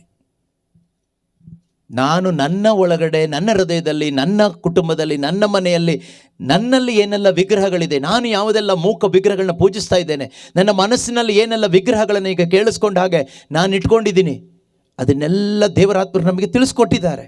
ಏನು ಮಾಡ್ತಿದ್ದಾರೆ? ದೇವರು ಹೇಳ್ತಾ ಇದ್ದಾರೆ, ಇದನ್ನೆಲ್ಲ ತೆಗೆದುಹಾಕಿ, ಆಗ ಅವರು ನಿಮ್ಮನ್ನು ಶತ್ರುವಿನ ಕೈಯಿಂದ ಬಿಡಿಸುವರು. ಹಾಗೆಯೇ ಇಸ್ರಾಯೇಲರು ಬಾಳ್, ಅಷ್ಟೋರೆತ್ ದೇವತೆಗಳನ್ನು ತೆಗೆದುಹಾಕಿ ಸರ್ವೇಶ್ವರ ಸ್ವಾಮಿ ಒಬ್ಬರಿಗೆ ಸೇವೆ ಸಲ್ಲಿಸಿದರು. ನೋಡಿ, ಇಸ್ರಾಯೇಲ್ ಜನರು ಅದನ್ನು ಮಾಡಿದರು. ಎಲ್ಲ ವಿಗ್ರಹಗಳನ್ನ ಎತ್ತು ಹಾಕಿದರು. ನೋಡೋಣ, ನೀವು ಮನೆಗೆ ಹೋಗಿ ಎಷ್ಟು ವಿಗ್ರಹಗಳನ್ನ ಮೂಟೆ ಕಟ್ತೀರಿ ಅಂತ. ಜೀವ ಇಲ್ಲದೆ ಇರೋ ವಿಗ್ರಹಗಳು, ಮನಸ್ಸಿನೊಳಗಡೆ ಜೀವ ಇರುವ ವಿಗ್ರಹಗಳು. ಎರಡು ವಿಗ್ರಹಗಳು, ಜೀವ ಇರುವ ವಿಗ್ರಹಗಳು ಇದೆ, ಜೀವ ಇಲ್ಲದೆ ಇರತಕ್ಕಂಥ ನಿರ್ಜೀವ ವಿಗ್ರಹಗಳು ಇದೆ.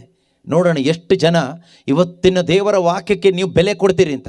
ನೀವು ಬೆಲೆ ಕೊಟ್ಟರೆ ದೇವರ ಮಹಿಮೆ ನಿಮ್ಮ ಮಧ್ಯದಲ್ಲಿ ಪ್ರತ್ಯಕ್ಷ ಆಗುತ್ತೆ, ನಿಮ್ಮ ಕುಟುಂಬದಲ್ಲಿ ಪ್ರತ್ಯಕ್ಷ ಆಗುತ್ತೆ, ನಿಮ್ಮ ದೇಹದಲ್ಲಿ, ನಿಮ್ಮ ಜೀವಿತದಲ್ಲಿ ದೇವರ ಮಹಿಮೆಯನ್ನು ನೋಡ್ಲಿಕ್ಕಾಗುತ್ತೆ. ಯಾಕೆಂದರೆ ನಾವು ದೇವರಿಗೆ ಭಯಪಡಬೇಕು, ಮನುಷ್ಯನಿಗಲ್ಲ. ಈ ಲೋಕದ ಯಾವರಿಗೂ ಅಲ್ಲ ನಾವು ಭಯಪಡಬೇಕಾಗಿರೋದು. ನಾವು ಭಯಪಡಬೇಕಾಗಿರೋದು ಯಾರಿಗೆ ಗೊತ್ತಾ? ದೇವರಿಗೆ ಮಾತ್ರನೇ ಭಯಪಡಬೇಕು. ನಮ್ಮಲ್ಲಿ ನಿಜವಾಗಲೂ ಪವಿತ್ರಾತ್ಮರಿದ್ದರೆ ನಾವು ದೇವರಿಗೆ ಮಾತ್ರ ಗೌರವಿಸ್ತೀವಿ, ದೇವರಿಗೆ ಮಾತ್ರ ಮೊದಲ ಸ್ಥಾನವನ್ನು ಕೊಡ್ತೀವಿ. ಎಂಥ ಸಂದರ್ಭದಲ್ಲೂ ಕೂಡ ಪ್ರಾಣ ಹೋಗಬೇಕಾಗಿ ಬಂದರೂ ಸ್ವಾಮಿ ನಿಷ್ಠೆಯಿಂದ ಇರು ಅಂತ ಹೇಳ್ತಾರಲ್ಲ ದೇವರ ವಾಕ್ಯ. ಆ ರೀತಿಯಲ್ಲಿ ಪ್ರಾಣ ಹೋಗೋ ಪರಿಸ್ಥಿತಿಯಲ್ಲೂ ಸ್ವಾಮಿ ನಿಷ್ಠೆಯಿಂದ ಇರಲು ನಮಗೆ ಸಾಧ್ಯ ಆಗುತ್ತೆ. ಇದನ್ನು ಧ್ಯಾನ ಮಾಡುವಾಗ ಪವಿತ್ರಾತ್ಮರು ಒಂದು ವ್ಯಕ್ತಿ ಅನ್ನೋದಕ್ಕಿಂತ ಒಬ್ಬ ಸೇಂಟ. ಕ್ರೈಸ್ತ ಸಭೆಯಲ್ಲಿ, ಆದಿ ಸಭೆಯಲ್ಲಿ ಮೊದಲನೆಯ ಶತಮಾನದಲ್ಲಿ ಇದ್ದಂಥ ಒಂದು church father, he was a bishop of Smyrna. ಅಂದರೆ ಇಲ್ಲಿ 7 ಸಭೆಗಳು, ಪ್ರಕಟಣಾ ಪುಸ್ತಕದಲ್ಲಿರುವ 7 ಸಭೆಗಳಿಗೆ ದೇವರು ಸಂದೇಶವನ್ನು ಕೊಡ್ತಾರಲ್ವ, ಅದರಲ್ಲಿ ಒಂದು ಸ್ಮರ್ನಾದ ಸಭೆ ಅಂತ ಇದೆ. ಓದಿದ್ದೀರಾ? ಕೇಳಿಸ್ಕೊಂಡಿದ್ದೀರಾ? ಆ ಸ್ಮರ್ನ ಸಭೆಯ ಬಿಷಪ್ ಆಗಿರ್ತಾರೆ ಅಥವಾ ಎಲ್ಡರ್ ಆಗಿರ್ತಾರೆ, ಹಿರಿಯನಾಗಿರ್ತಾರೆ. ಯಾರು? ಪೋಲಿಕಾರ್ಪ್, POLYCARP, ಪೋಲಿಕಾರ್ಪ್ ಎಂಬಂತಹ ಒಬ್ಬ ಅಪಸ್ತೋಲ. ಅವರು ಯೋವಾನನ ಶಿಷ್ಯರಾಗಿರ್ತಾರೆ, ಯೋವಾನನ ಶಿಷ್ಯರು. ಈ ಒಂದು ಪ್ರಕಟಣಾ ಪುಸ್ತಕ, ಯೋವಾನನ ಪತ್ರಿಕೆ, ಯೋವಾನನ ಶುಭ ಸಂದೇಶ ಬರೆದಂಥ ಯೇಸುಸ್ವಾಮಿಯ 12 ಮಂದಿ ಅಪಸ್ತೋಲರಲ್ಲಿ ಒಬ್ಬರಾದಂಥ ಜಾನ್ ದಿ ಬ್ಯಾಪ್ಟಿಸ್ಟ್ ಅಲ್ಲ, ಸ್ನಾನಿಕ ಯೋವಾನರಲ್ಲ, ಅವ್ರ ತಲೆ ತೆಗೆದುಬಿಟ್ರು. ಈ ಶಿಷ್ಯ ಅಪಸ್ತೋಲ, ಅವನ ಶಿಷ್ಯನಾಗಿರ್ತಾನೆ ಯಾರು? ಪೋಲಿಕಾರ್ಪ್. ಅವರು ಈ ಸ್ಮರ್ನ ಸಭೆಯನ್ನು ನಡೆಸ್ತಾ ಇರ್ತಾರೆ.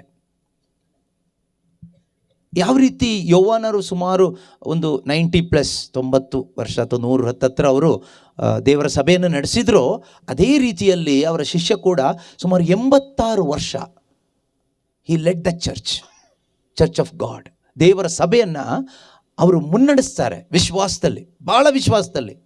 ಎಷ್ಟೊಂದು ವಿಶ್ವಾಸ ತುಂಬಿದ್ರು ಅಂದರೆ ಆ ಅರ್ಲಿ ಚರ್ಚ್ ಫಾದರ್ಸ್ ಅವರ ಹಿಸ್ಟ್ರಿ ನೀವು ಓದಬೇಕು. ಅವರ ಕೆಲವೊಂದು ಜೀವನ ಚರಿತ್ರೆ ನಾವು ಆಲೋಚನೆ ಮಾಡಿ ನೋಡಬೇಕು.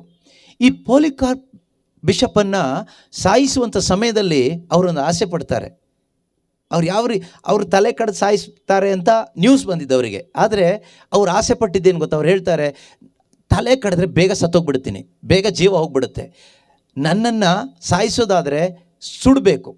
ನಾನು ಹೀಗೆ ಆ ನೋವನ್ನು ಅನುಭವಿಸಿ ಕ್ರಿಸ್ತ ಯೇಸುವಿನ ಯಾತನೆಯಲ್ಲಿ ನಾನು ಸ್ವಲ್ಪವಾದರೂ ಪಾಲ್ಗೊಂಡು ಅವರ ಪುನರುತ್ಥಾನದಲ್ಲಿ ನಾನು ಭಾಗಿಯಾಗುವಂತೆ ದೇವರೇ, ನನ್ನನ್ನು ನೀನು ಸಾಯಿಸೋದಾದರೆ ಬೆಂಕಿಯಲ್ಲಿ ಹಾಕಿ ಸುಟ್ಟು ಸಾಯಿಸಬೇಕು. ತಲೆ ಕತ್ತರಿಸಿದ್ರೆ ಬೇಗ ಸತ್ತೋಗ್ಬಿಡ್ತೀನಿ, ಆ ನೋವನ್ನು ಅನುಭವಿಸ್ಲಿಕ್ಕೆ ಟೈಮ್ ಇರೋದಿಲ್ಲ. ಅದರಿಂದ ನನಗೆ ಸ್ವಲ್ಪ ನೋವು ಅನುಭವಿಸಿ ಸಾಯಬೇಕು. ನಾವೆಲ್ಲ ಧ್ಯಾನಕ್ಕೆ ಪ್ರಾರ್ಥನೆಗೆ ಬರೋದು ನಮ್ಮ ನೋವು ಕಳ್ಕೊಳ್ಳೋದಕ್ಕಲ್ವಾ? ಕಾರಣ ನಮ್ಮಲ್ಲಿರೋ ವಿಶ್ವಾಸ ಅಂತ ಒಂದು ಡೂಪ್ಲಿಕೇಟ್ ಫೇತ್ ಆಗಿರೋದ್ರಿಂದ. ನಿಜ ಹೇಳ್ಬೇಕಂದ್ರೆ ವಿಶ್ವಾಸನೇ ಇಲ್ಲ. ನಾವು ಬರೋದು ನೋವೆಲ್ಲ ತೆಗೆದುಹಾಕಿ ದೇವರೇ ಅಂತ. ಕಾರಣ ನಮ್ಮಲ್ಲಿ ಅಂಥ ವಿಶ್ವಾಸ ಇಲ್ಲ. ನಮ್ಮ ವಿಶ್ವಾಸ ಒಂದು ರೀತಿ ಬೇರೆ ಥರದ್ದು ಬಿಡಿ, ಫಾಲ್ಸ್ ಫೇತ್. ಆ ರೀತಿಯಲ್ಲಿ ಅವರು ಆಸೆ ಪಡ್ತಾರೆ. ಆದರೆ ಅಲ್ಲಿದ್ದಂಥ ರೋಮಿನ ಚಕ್ರವರ್ತಿ ಅವರಿಗೆ ಹೇಳ್ತಾರೆ, ಏನು ಹೇಳ್ತಾರೆ ಅಂದರೆ, ನೋಡು, ನೀನೊಂದು ಕಾರ್ಯ ಮಾಡಬೇಕು, ಯೇಸುವನ್ನು ನಾನು ದ್ವೇಷಿಸ್ತೀನಿ ಅಂತ ಹೇಳಬೇಕು. ನಾನು ಓದ್ತೀನಿ, ಅದು ಏನು ಹೇಳ್ತಾರೆ ಅಂದರೆ ಈ ರೀತಿ ಹೇಳ್ತಾರೆ, swear the oath and I will let you go. ಏನೊಂದು ಪ್ರಾಮಿಸ್ ಮಾಡಬೇಕಂದ್ರೆ, ವಾಗ್ದಾನ ಮಾಡಬೇಕು ನೀನು ಅಂದರೆ, ಆ ಪ್ರಮಾಣ ಮಾಡಿ ಹೇಳಬೇಕು. ಏನೊಂದು ಪ್ರಮಾಣ ಮಾಡಿ ಹೇಳಬೇಕು ಅಂದರೆ, ರಿವೈಲ್ ಕ್ರೈಸ್ಟ್, ಯೇಸುವನ್ನು ವಿರೋಧಿಸ್ತೇನೆ, ಯೇಸು ಕ್ರಿಸ್ತನನ್ನು ನಾನು ವಿರೋಧ ಮಾಡ್ತೇನೆ. ರಿವೈಲ್ ಕ್ರೈಸ್ಟ್. ನೀನಿಷ್ಟು ಹೇಳು, ನೀನು ಬದುಕ್ತೀಯ.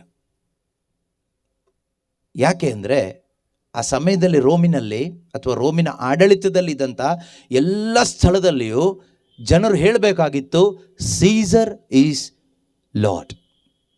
ಚಕ್ರವರ್ತಿ, ರೋಮಿನ ಚಕ್ರವರ್ತಿಯನ್ನು ದೇವರು ಎಂದು, ಪ್ರಭು ಎಂದು ಕರಿಬೇಕಾಗಿತ್ತು, ಅಥವಾ ಕರ್ತನು, ಪ್ರಭು, ಲಾರ್ಡ್ ಎಂದು ಕರಿಬೇಕಾಗಿತ್ತು. ಹಾಗೆ ಕರೆಯದೆ ಬೇರೆ ಯಾರನ್ನಾದರೂ ಪ್ರಭು ಅಂತ ಕರೆದ್ರೆ ಅವ್ರು ತಲೆ ತೆಗೆತಿದ್ರು. ಅದರಿಂದ ಅಂದಿದ್ದಂಥ ರೋಮಿನಲ್ಲಿದ್ದಂಥ ವಿಶ್ವಾಸಿಗಳಿಗೆ ಇದು ದೊಡ್ಡ ಸವಾಲಾಗಿತ್ತು. ಯೇಸು ಅನ್ನ ಪ್ರಭು ಅಂತ ಹೇಳಿದರೆ ಸಾಕು, ತಲೆ ಹೋಗ್ತಾ ಇತ್ತು. ತಲೆ ಹೋಗೋ ಟೈಮಲ್ಲಿ ಚಕ್ರವರ್ತಿಯೇ ಪ್ರಭು, ಸೀಸರ್ ಇಸ್ ಲಾರ್ಡ್ ಅಷ್ಟು ಹೇಳಿಬಿಟ್ರೆ ಅವ್ರ ತಲೆ ಉಳಿತಾ ಇತ್ತು. ಅನೇಕರು ತಲೆ ಕಳ್ಕೊಂಡ್ರು. ಇಷ್ಟೊಂದಕ್ಕೆ ಮಾತ್ರ ಯೇಸುವೆ ಪ್ರಭು, ಚಕ್ರವರ್ತಿ ಅಲ್ಲ. ಸ್ಟ್ರಿಕ್ಟ್ ರೂಲ್ ಇತ್ತು.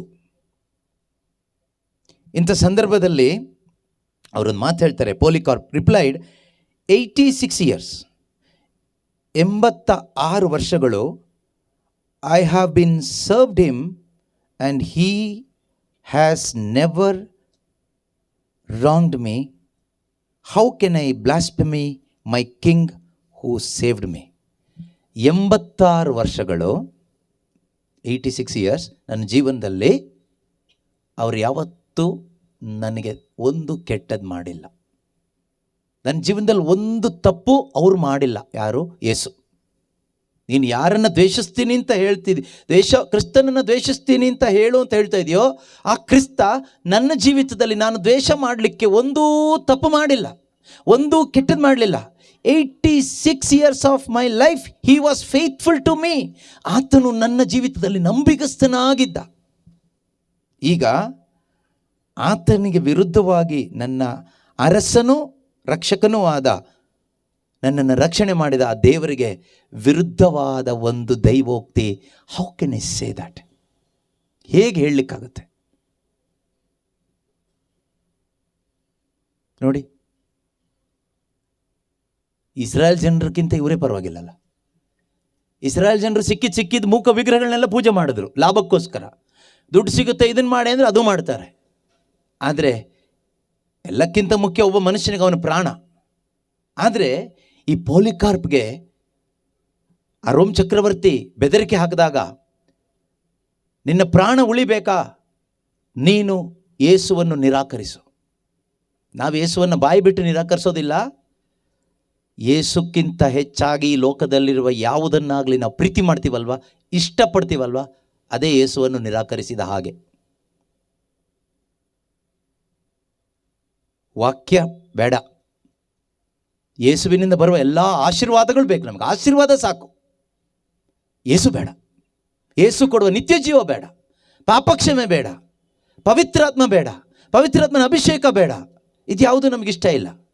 ಬೇಕಾದರೆ ಕೊಡಲಿ, ಆದರೆ ನಮಗಿದು ಕೊಡಲೇಬೇಕು. ಏನು? ಮನೆ ಕಟ್ಟಿಸ್ಕೊಡ್ಲೇಬೇಕು, ಮದುವೆ ಮಾಡಿಸ್ಕೊಡ್ಲೇಬೇಕು, ಮಕ್ಕಳು ಮಾಡಿಸ್ಕೊಡ್ಲೇಬೇಕು, ಜಾಬ್ ಕೊಡಲೇಬೇಕು, ಪರೀಕ್ಷೆನಲ್ಲಿ ಪಾಸ್ ಮಾಡಿ ಕೊಡಲೇಬೇಕು, ಸೌಖ್ಯ ಕೊಡಲೇಬೇಕು, ಇದೆಲ್ಲ ಕೊಡಲೇಬೇಕು. ಯಾರು? ದೇವರು. ಅದಕ್ಕಾಗಿ ನಾವು ಪ್ರಾರ್ಥಿಸ್ತೀವಿ. ಪ್ರೀತಿಯ ಸಹೋದರ ಸಹೋದರಿಯರೇ, ಇವತ್ತು ಪವಿತ್ರಾತ್ಮರು ಸಭೆಗೆ ನಮ್ಮೊಬ್ಬೊಬ್ಬರಿಗೂ ಹೇಳ್ತಾ ಇದ್ದಾರೆ, ಪಶ್ಚಾತ್ತಾಪ ಪಡಿ, ಪಾಪಕ್ಕೆ ವಿಮುಖರಾಗಿರಿ. ಈ ಪೋಲಿಕಾರ್ಪ್ ಒಬ್ಬರಿಗೋಸ್ಕರ ಮಾತ್ರ ಅಲ್ಲ, ಅಥವಾ ಅಪೊಸ್ತಲನಾದ ಪೌಲ ಒಬ್ಬರಿಗೋಸ್ಕರ ಮಾತ್ರ ಅಲ್ಲ, ಯೋವಾನ ಒಬ್ಬರಿಗೋಸ್ಕರ ಮಾತ್ರ ಅಲ್ಲ ಯೇಸು ಕ್ರಿಸ್ತರು ಸತ್ತಿದ್ದು, ಅವರ ರಕ್ತ ಚೆಲ್ಲಿದ್ದು ಪಾಪಿಯಾದ ನನಗೋಸ್ಕರನು. ಅವರಿಗೋಸ್ಕರ ಎಷ್ಟು ಅವರು ತ್ಯಾಗ ಮಾಡಿದರು ಅಷ್ಟೇ ತ್ಯಾಗ ನನಗೋಸ್ಕರನೂ ಮಾಡಿದ್ದಾರೆ. ಹಾಗಾದರೆ ಅವರು ಎಲ್ಲೂ ಯೇಸುವನ್ನು ಬಿಟ್ಟು ಕೊಟ್ಟು ಬದುಕ್ತಾ ಇಲ್ಲ, ಎಲ್ಲೂ ಬಿಟ್ಟುಕೊಡ್ತಾ ಇಲ್ಲ. ನಾವು ಪ್ರತಿದಿನ ಮಾರಾಟ ಮಾಡ್ತೀವಿ, ಪ್ರತಿದಿನ ಪ್ರಾರ್ಥನೆ, ಧ್ಯಾನ, ಸ್ತುತಿ, ಚರ್ಚೆ ಎಲ್ಲ ಇಟ್ಕೊಂಡು ನಾವು ಯೇಸುವನ್ನು ಮಾರಾಟ ಮಾಡ್ತೀವಿ. ಅಂದರೆ ನಮ್ಮ ಪಾಪಮಯವಾದ ಜೀವನವನ್ನು ನಾವು ಮುಂದುವರಿಸ್ಕೊಂಡು ಹೋಗ್ತಾನೇ ಇದ್ದೀವಿ. ನಮ್ಮ ಇಷ್ಟ. ಸುಳ್ಳು ಹೇಳೋದು ಹೇಳ್ಕೊಂಡು ಹೋಗ್ತೀವಿ, ಚಾಡಿ ಹೇಳೋದು ಹೇಳ್ಕೊಂಡು ಹೋಗ್ತೀವಿ, ಮೋಸ ಮಾಡೋದು ಮಾಡ್ಕೊಂಡು ಹೋಗ್ತೀವಿ, ವ್ಯಭಿಚಾರ ಮಾಡೋದು ಮಾಡ್ಕೊಂಡು ಹೋಗ್ತೀವಿ, ವಿಗ್ರಹಾರಾಧನೆ ಮಾಡೋದು ಮಾಡ್ಕೊಂಡು ಹೋಗ್ತೀವಿ, ಕಳ್ತನ ಮಾಡೋದು ಮಾಡ್ಕೊಂಡು ಹೋಗ್ತೀವಿ, ಭಾನುವಾರ ಚರ್ಚಿಗೆ ಹೋಗ್ತೀವಿ, ಪ್ರೈಸ್ ದಿ ಲಾರ್ಡ್ ಹೇಳ್ತೀವಿ, ಹಲ್ಲೆಲೂಯಾ ಹೇಳ್ತೀವಿ, ಧ್ಯಾನಕ್ಕೆ ಹೋಗ್ತೀವಿ, ಕ್ಯಾಂಡ್ಲು ಅಂಟಿಸ್ತೀವಿ, ಬೈಬಲ್ಲು ಓದ್ತೀವಿ, ಎಲ್ಲ ಮಾಡ್ತೀವಿ. ತಿಂದು ಕುಡಿದು ಮಜಾ ಮಾಡಿನೂ ಬದುಕ್ತೀವಿ.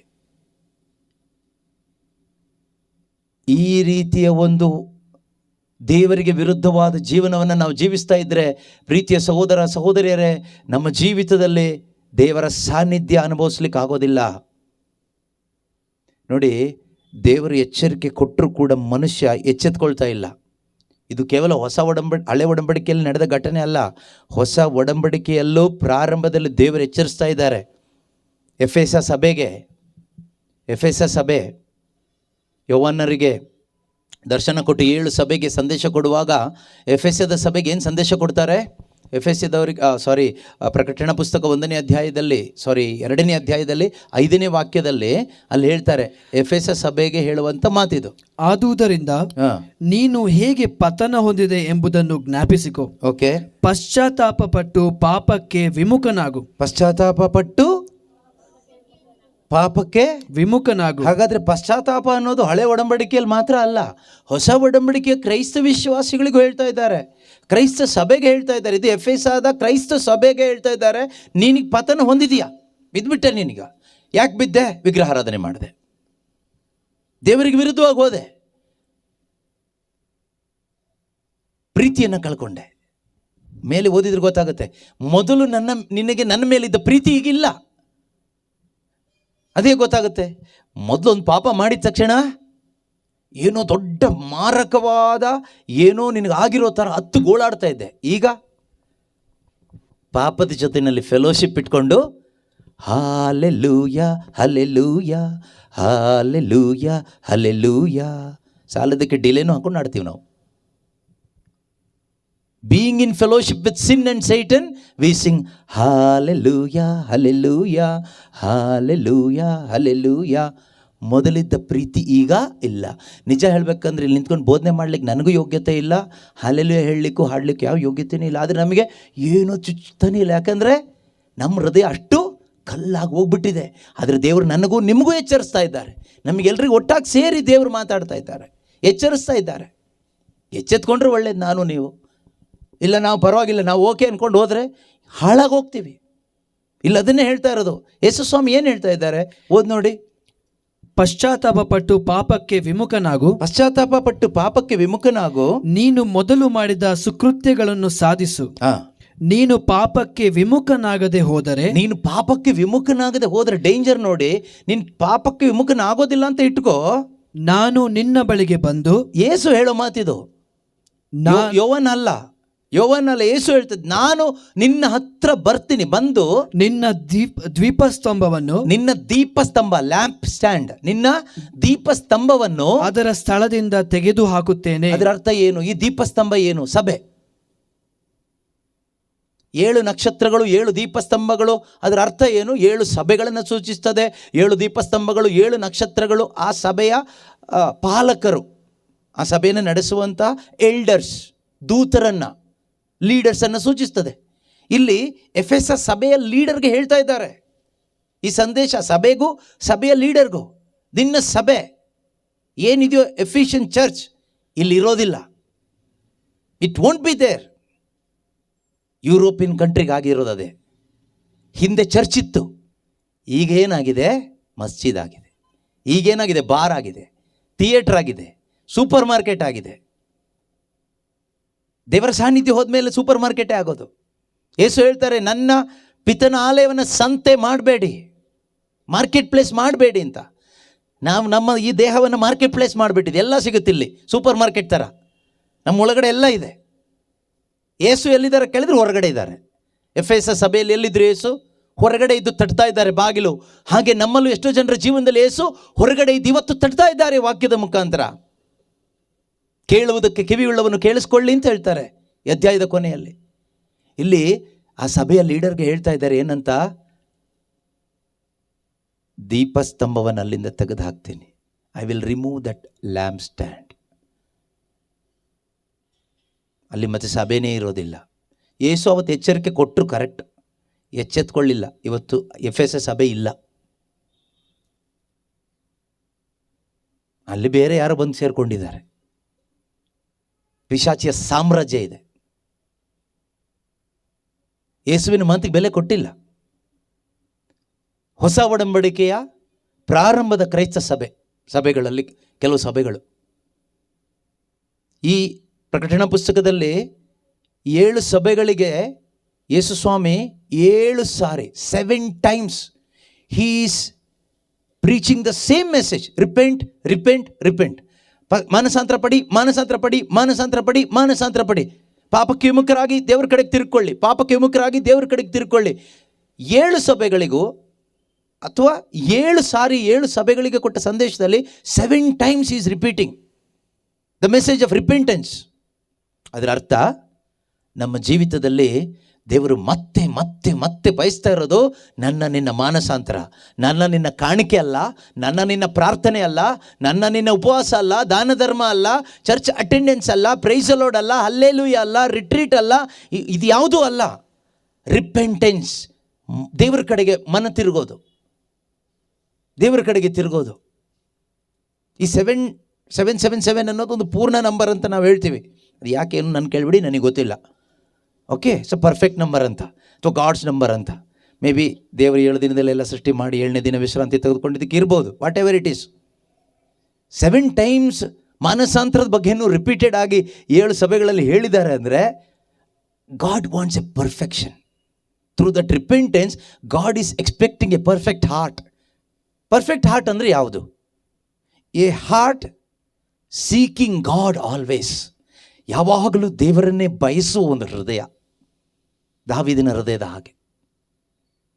ಏನೂ ತಪ್ಪೇ ಮಾಡದೇ ಇರೋ ಮನುಷ್ಯ ಅಲ್ಲ ಹೇಳ್ತಾ ಇರೋದು, ಯಾವಾಗಲೂ ದೇವರನ್ನೇ ಬಯಸುವ ಒಂದು ಮನಸ್ಸು, ಯಾವಾಗಲೂ ಆಲ್ವೇಸ್ ಸೀಕಿಂಗ್ ಗಾಡ್.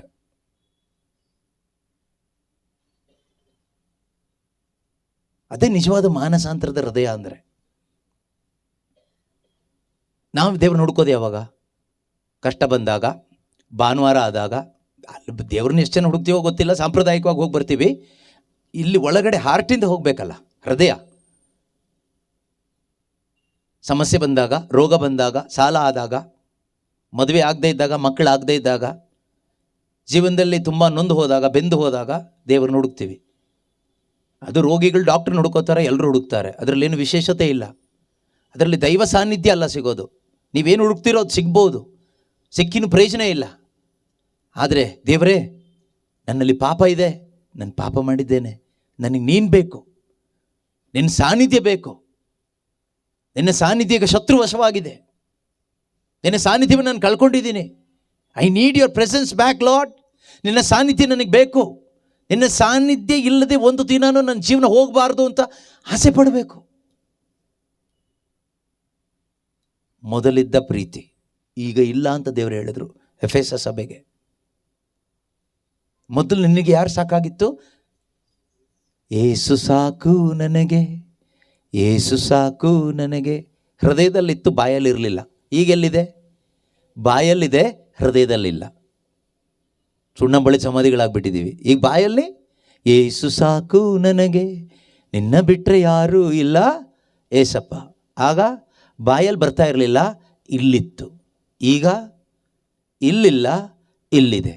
ಅದನ್ನೇ ಯೇಸು ಹೇಳಿದ್ದು, ಯೆಶಾಯ ಪ್ರವಾದಿ ಹೇಳಿದ್ದು, ಈ ಜನರು ಹೃದಯವನ್ನು ಮಾರಾಟ ಮಾಡಿ ಎಲ್ಲೋ ಇಟ್ಟು ಕೇವಲ ಬಾಯಿಂದ ಮಾತ್ರ ನನ್ನನ್ನು ಆರಾಧಿಸ್ತಾ ಇದ್ದಾರೆ, ಇದು ವ್ಯರ್ಥ. ಇದೆಯಾ ವಾಕ್ಯ? ಮತ್ತಾಯನ ಶುಭ ಸಂದೇಶದಲ್ಲಿ 15ನೇ ಅಧ್ಯಾಯ 8ನೇ ವಾಕ್ಯ ಅನಿಸುತ್ತೆ. 15:8. ಏನಂತ ಇದೆ? ಬರಿಯ ಮಾತಿನ ಮನ್ನಣೆಯುತ, ಬರಿಯ ಮಾತಿನ ಮನ್ನಣೆ ನೀಯುತ್ತ, ಹೃದಯವನ್ನು ದೂರವಿರಿಸುತ್ತಾ, ಹೃದಯವನ್ನು ದೂರ ಇರಿಸುತ್ತಾ, ನರಕಲ್ಪಿತ ಕಟ್ಟಳೆಗಳನ್ನೇ ದೇವರ ವಾಕ್ಯವೆಂದು ಉಪದೇಶಿಸುತ್ತಾ. ಅದ್ಯಾವುದು ಕೇಳಿದ್ರೆ ಬಾಯಿಗೆ ಬಂದಿದ್ದೇ ಬೋಧನೆ. ದೇವರು ಹೇಳ್ತಾ ಇದ್ದಾರೆ, ಯೇಸು ನಾಮದಲ್ಲಿ ಹೇಳ್ತಾ ಇದ್ದೇನೆ, ಹಾಲೆಲೂಯಾ ಅಂತ ಏನೆಲ್ಲ ಹೇಳ್ತಾರೋ ಅದೇ ದೇವರ ಉಪದೇಶ, ದೇವರ ವಾಕ್ಯ, ದೇವರ ಆಜ್ಞೆ. ಇವತ್ತು ಇದೆಯಾ? ಅದು ಇದೆ, ಅದೇ ಇರೋದು ಇವತ್ತು. ಅದಕ್ಕೆ ಸಪೋರ್ಟ್ ಆಗಿ ಬೈಬಲ್ ಕೊಟೇಶನ್ ಕೋಟ್ ಮಾಡ್ತೀವಿ ನಾವು, ನಮ್ಮ ಬೋಧನೆಗೆ ಸಪೋರ್ಟ್ ಮಾಡಲಿಕ್ಕೆ. ಜನರಿಗೆ ಹಿತಕರವಾದ ಉಪದೇಶಗಳು, ಜನರಿಗೆ ಹಿತ ಆಗ್ಬೇಕು, ಮನಸ್ಸಿಗೆ ಖುಷಿ ಆಗಬೇಕು.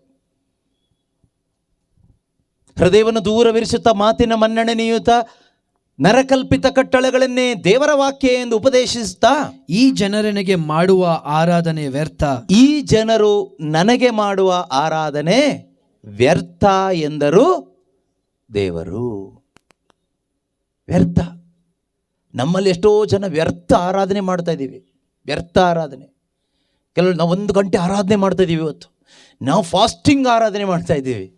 ನಾವು 3 days ವರ್ಷಿಪ್ ಮಾಡ್ತಾ ಇದ್ದೀವಿ. ನಾವು ಹಾಫ್ ಡೇ ವರ್ಷಿಪ್ ಮಾಡ್ತಾ ಇದ್ದೀವಿ. ಯಾರನ್ನ? ಪಿಶಾಚಿಯನ್ನ.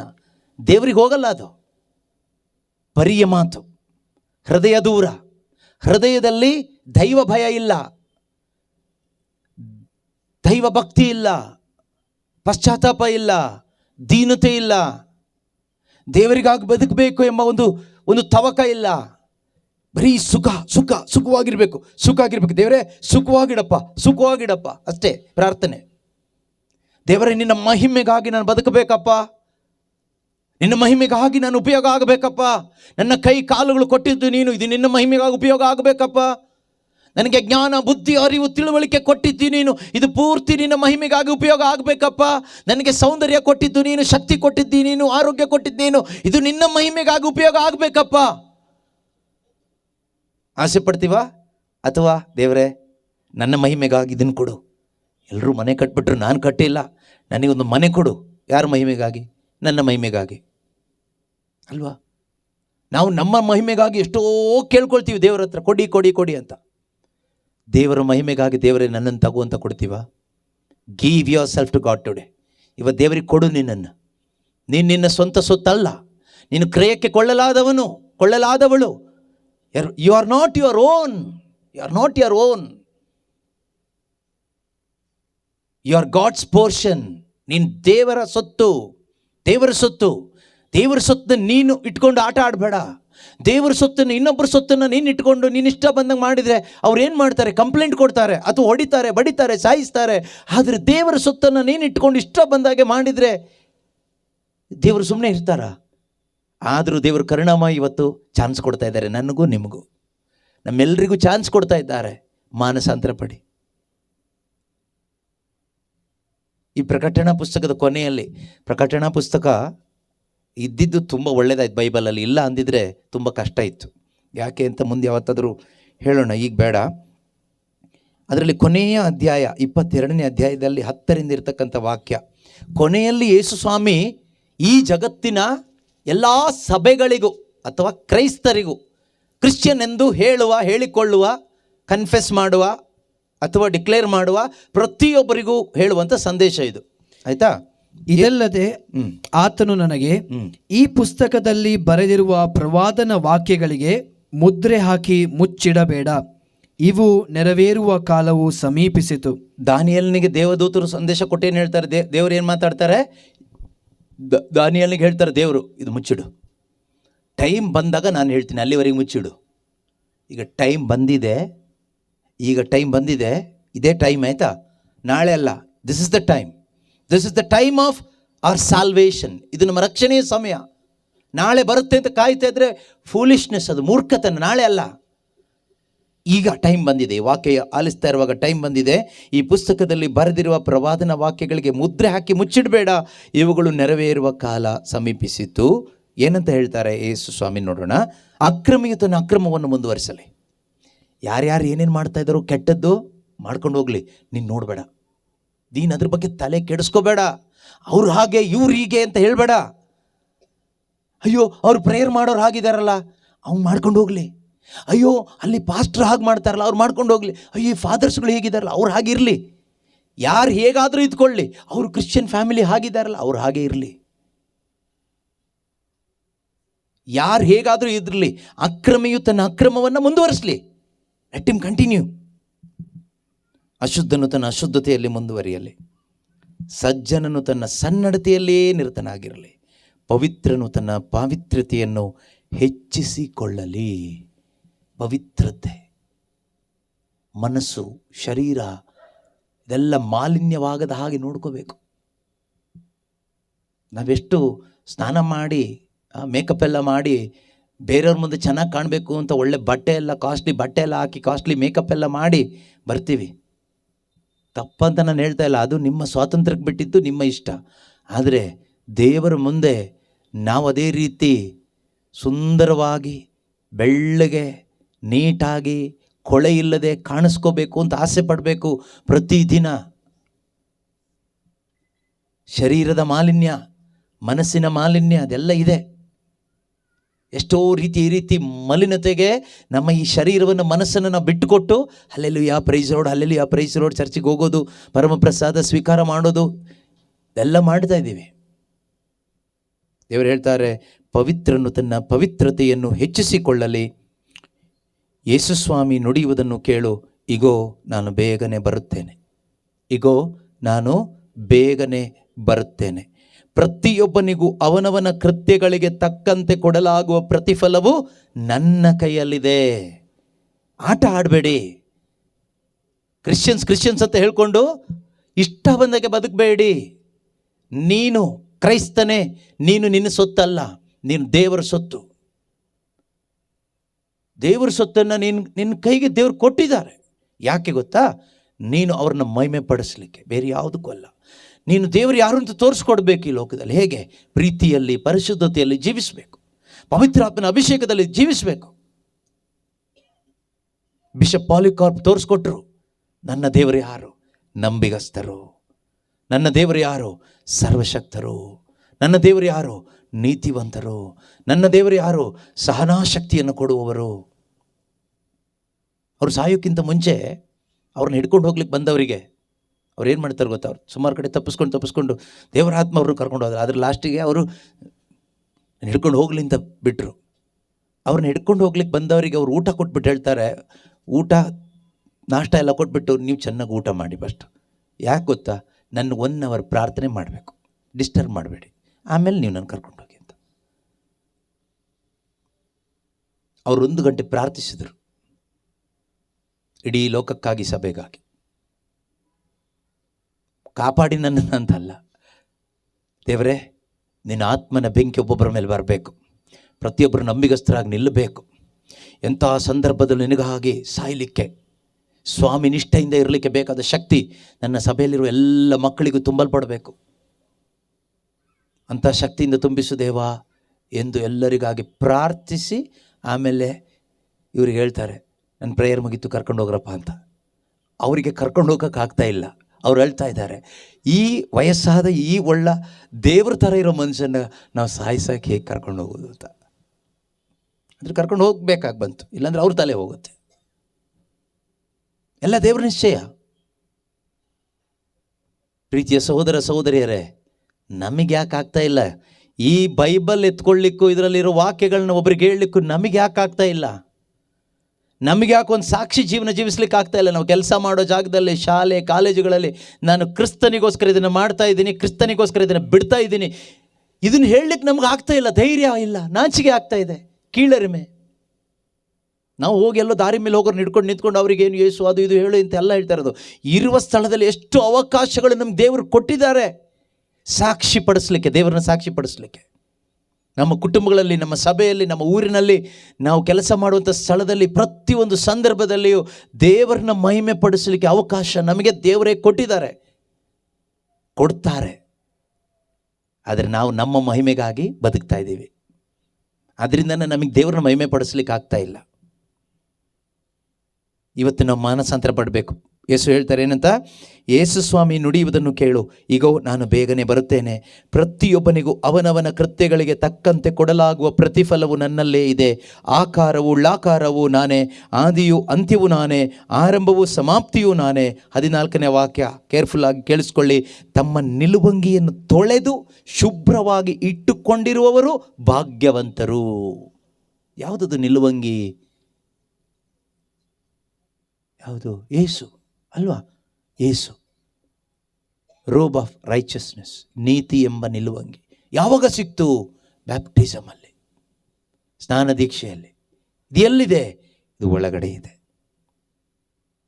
ಇದು ನನ್ನಲ್ಲಿದೆ. ಈ ನಿಲುವಂಗಿಯನ್ನು ತೊಳೆದು ಶುಭ್ರವಾಗಿ ಇಟ್ಕೊಳ್ಬೇಕು. ಅಂಥವರು ಭಾಗ್ಯವಂತರು. ಅಂಥವ್ರಿಗೆ ಏನು ಸಿಗುತ್ತೆ? ಇದೇ ಸನ್ಮಾನ ಅವ್ರಿಗೆ ಸಿಗೋದು. ಜೀವವೃಕ್ಷದ ಫಲವನ್ನು ಸವಿಯುವ ಹಕ್ಕು ಅವರಿಗೆ ಇರುತ್ತದೆ. ಹೆಬ್ಬಾಗಿಲಿನ ಮೂಲಕ ಅವರು ನಗರವನ್ನು ಸೇರುವರು. ಆದರೆ ಶುನಕ ಸಮಾನರು, ಶುನಕ ಸಮಾನರು ಅಂದರೆ ಯಾರು? ಔಟ್ಸೈಡ್ ಆರ್ ದ ಡಾಗ್ಸ್ ಅಂತ ಇದೆ. ನಾಯಿ ಥರ ಇರುವವರು ಅಂದರೆ ಯಾರವರು? ಇದು ಯಾರು ಕೇಳಿದರೆ, ಕ್ರೈಸ್ತರಾಗಿದ್ದು ಕ್ರಿಸ್ತನನ್ನು, ತ್ರಯೇಕ ದೇವರನ್ನು ಆರಾಧಿಸದೆ, ಸೃಷ್ಟಿಕರ್ತನನ್ನು ಆರಾಧಿಸದೆ ವಿಗ್ರಹಾರಾಧನೆ ಮಾಡ್ಕೊಂಡು ಬದುಕ್ತಾ ಇರುವವರು, ಕೇವಲ ಸಂಪ್ರದಾಯಗಳಿಗೆ ಮಾತ್ರ ಬೆಲೆ ಕೊಟ್ಟು ಸಾಂಪ್ರದಾಯಿಕವಾಗಿ ಬದುಕ್ತಾ ಇರುವವರು, ಅವಿಶ್ವಾಸಿಗಳು, ಔಟ್ಸೈಡರ್ಸ್. ಶುನಕ ಸಮಾನರು, ಮಾಟ ಮಂತ್ರಗಾರರು, ಕಾಮುಕರು, ಕೊಲೆಗಾರರು, ವಿಗ್ರಹಾರಾಧಕರು. ಇದ್ದಾರಾ ವಿಗ್ರಹಾರಾಧಕರು? ಇದ್ದಾರೆ. ಅಸತ್ಯವಾದಿಗಳು, ನಗರದ ಹೊರಗೆ ಬಿದ್ದಿರುವರು. ಯೇಸು ಎಂಬ ನಾನೇ ನನ್ನ ಸಭೆಗಳ ಪ್ರಯೋಜನಾರ್ಥವಾಗಿ ಈ ಸಂಗತಿಗಳ ಬಗ್ಗೆ ನಿಮಗೆ ಸಾಕ್ಷಿ ನೀಡಲೆಂದು ನನ್ನ ದೂತನನ್ನು ಕಳಿಸಿದೆನು. ನಾನು ದಾವೀದ ಕುಲಪುತ್ರ, ಅದೇ ವಂಶದ ಕುಡಿ, ಉದಯ ಕಾಲದ ಉಜ್ವಲ ನಕ್ಷತ್ರ. ಕೊನೆಯದಾಗಿ 20ನೇ ವಾಕ್ಯದಲ್ಲಿ ಹೇಳ್ತಾರೆ, ಹೌದು ನಾನು ಬೇಗನೆ ಬರುತ್ತೇನೆ. ಹೌದು, ಆ ಬೇಗನೆ ಅಂದರೆ ಯಾವಾಗ? ಒಂದು ವಾರ ಬಿಟ್ಟಲ್ಲ, ಈಗಲೇ. ನಾವು ಯಾವಾಗಲೂ ತಯಾರಾಗಬೇಕು, ಸಿದ್ಧರಾಗಿರಬೇಕು. ಯೇಸು ಬೇಗನೆ ಬರ್ತಾರೆ. ಯಾವಾಗ ಬರ್ತಾರೆ? ಈಗ ನಾವೇನೋ ಕಳ್ತನ ಮಾಡಿ ಇದ್ದೀವಿ ಅಂತ ಇಟ್ಕೊಳ್ಳಿ, ಪೊಲೀಸ್ನವ್ರು ಈಗ ಬರ್ತಾರೆ ಅಂದರೆ ನಾವೇನು ಹೇಗಿರ್ತೀವಿ? ನಾವು ಭಯ ಪಟ್ಕೊಂಡಿರ್ತೀವ? ತಪ್ಪಿಸ್ಕೊಳ್ಳಿಕ್ಕೆ ಟ್ರೈ ಮಾಡ್ತೀವ? ಎಲ್ಲ ಪ್ರಯತ್ನ ಪಡ್ತೀವಲ್ವಾ? ಈಗ ಬರ್ತಾರೆ ಅಂದರೆ. ಯೇಸು ಈಗ ಬರ್ತಾರೆ ಅಂದರೆ ನಮ್ಮಲ್ಲಿ ಎಷ್ಟು ಜನಕ್ಕೆ ಎದೆ ಹೊಡ್ಕೊಂಡು, ಅಯ್ಯೋ ನನ್ನಲ್ಲಿ ಪಾಪ ಇದೆ ಸ್ವಾಮಿ, ಒಂದು ಸ್ವಲ್ಪ ಸಮಯ ಇರಿ, ನಾನು ಸ್ವಲ್ಪ ಪಶ್ಚಾತ್ತಾಪ ಪಡ್ತೀನಿ, ನಮಗೊಂದು ಟೈಮ್ ಕೊಡಿ ಅಂತ ಎಷ್ಟು ಜನ ಹತ್ತು ಗೋಳಾಡ್ತಾ ಇದ್ದೀರಾ?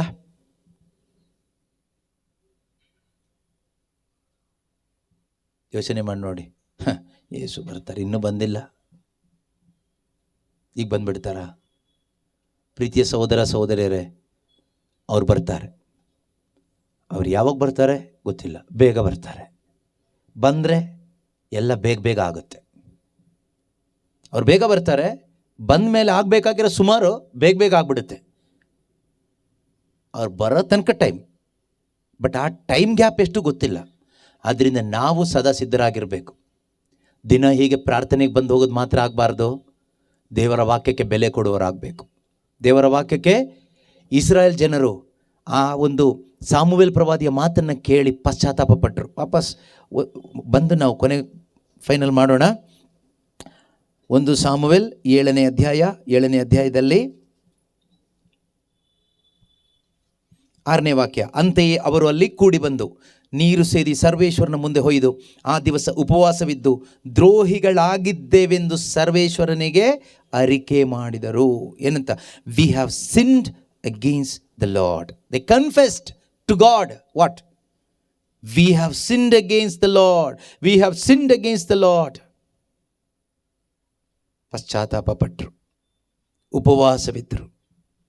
ಉಪವಾಸವಿದ್ದು ಎಲ್ಲ ಬಿಟ್ಟು, ದೇವರೇ ನಾನು ನಿನಗೆ ವಿರುದ್ಧ ಪಾಪ ಮಾಡಿದ್ದೀವಿ, ದೇವರೇ ನಾವು ಪಾಪ ಮಾಡಿದ್ದೀವಿ ಅಂತ ಪಶ್ಚಾತ್ತಾಪ ಪಟ್ಟರು, ಗೋಳಾಡಿದರು.